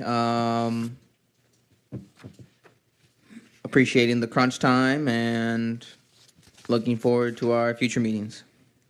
Thank you. Stewart? Great meeting. Glad that we had a Saturday meeting because I know we got lots to go through still. My one comment is if we spend 20 minutes on 2 words for every single time we need to approve something, we are never going to get through this. So I think let's come prepared with potential changes. Let's read through the right document. Let's make sure we really know what we're walking through because it has been a slow process and we got little time. So that's all I say. Thank you. Burrows? Great meeting today. My apologies. I had a funeral to attend earlier. Just looking forward to getting this done. Thank you. Garrett? No comments, ma'am. Williams? No comment. I would just like to reiterate what Commissioner Stewart said. If you have recommendations, please, if you think something needs to be changed, come with your recommendations. And that means have them typed out. You can send them to the clerk who will provide them as a part of our packet, or you can provide them at the beginning to allow people time to read them over. we're not, I don't want to sound rude, but I feel like I have been all day anyway. So this isn't a brainstorming session. This is we're coming with a product. We're coming with recommendations and a suggestion so that we can get through these things. And so I would just ask that we do that. That if there were some changes that I wanted, I had some verbiage, Commissioner Williams, Commissioner Stewart. There have been times where Commissioner Garrett has made changes, but we brought them in a way, in a bar, just in a way where it is, we can talk about it and discuss it and make changes. Bringing a question to this isn't like how you like. What should we add is not the discussion that we're trying to have right now. It is, I think this is what needs to be added. This is why, so we can have these conversations.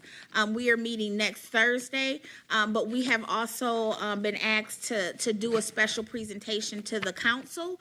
I would like to have some more of this done so that we can have some changes, a packet of changes made before we come to council, because I'm sure at that time we're gonna get some pushback, and it maybe will give us some time to revisit some of these things.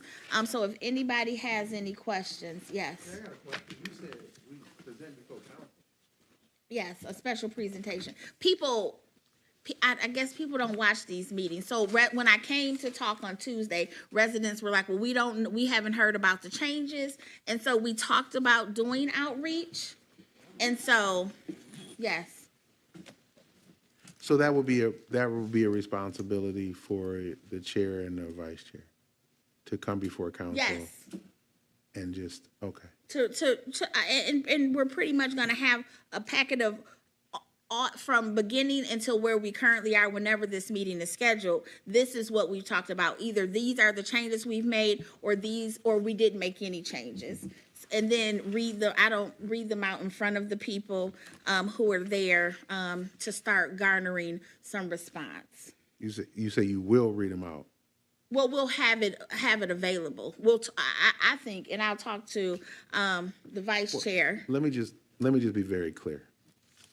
Okay. Yes. I'm not going to take it too kindly.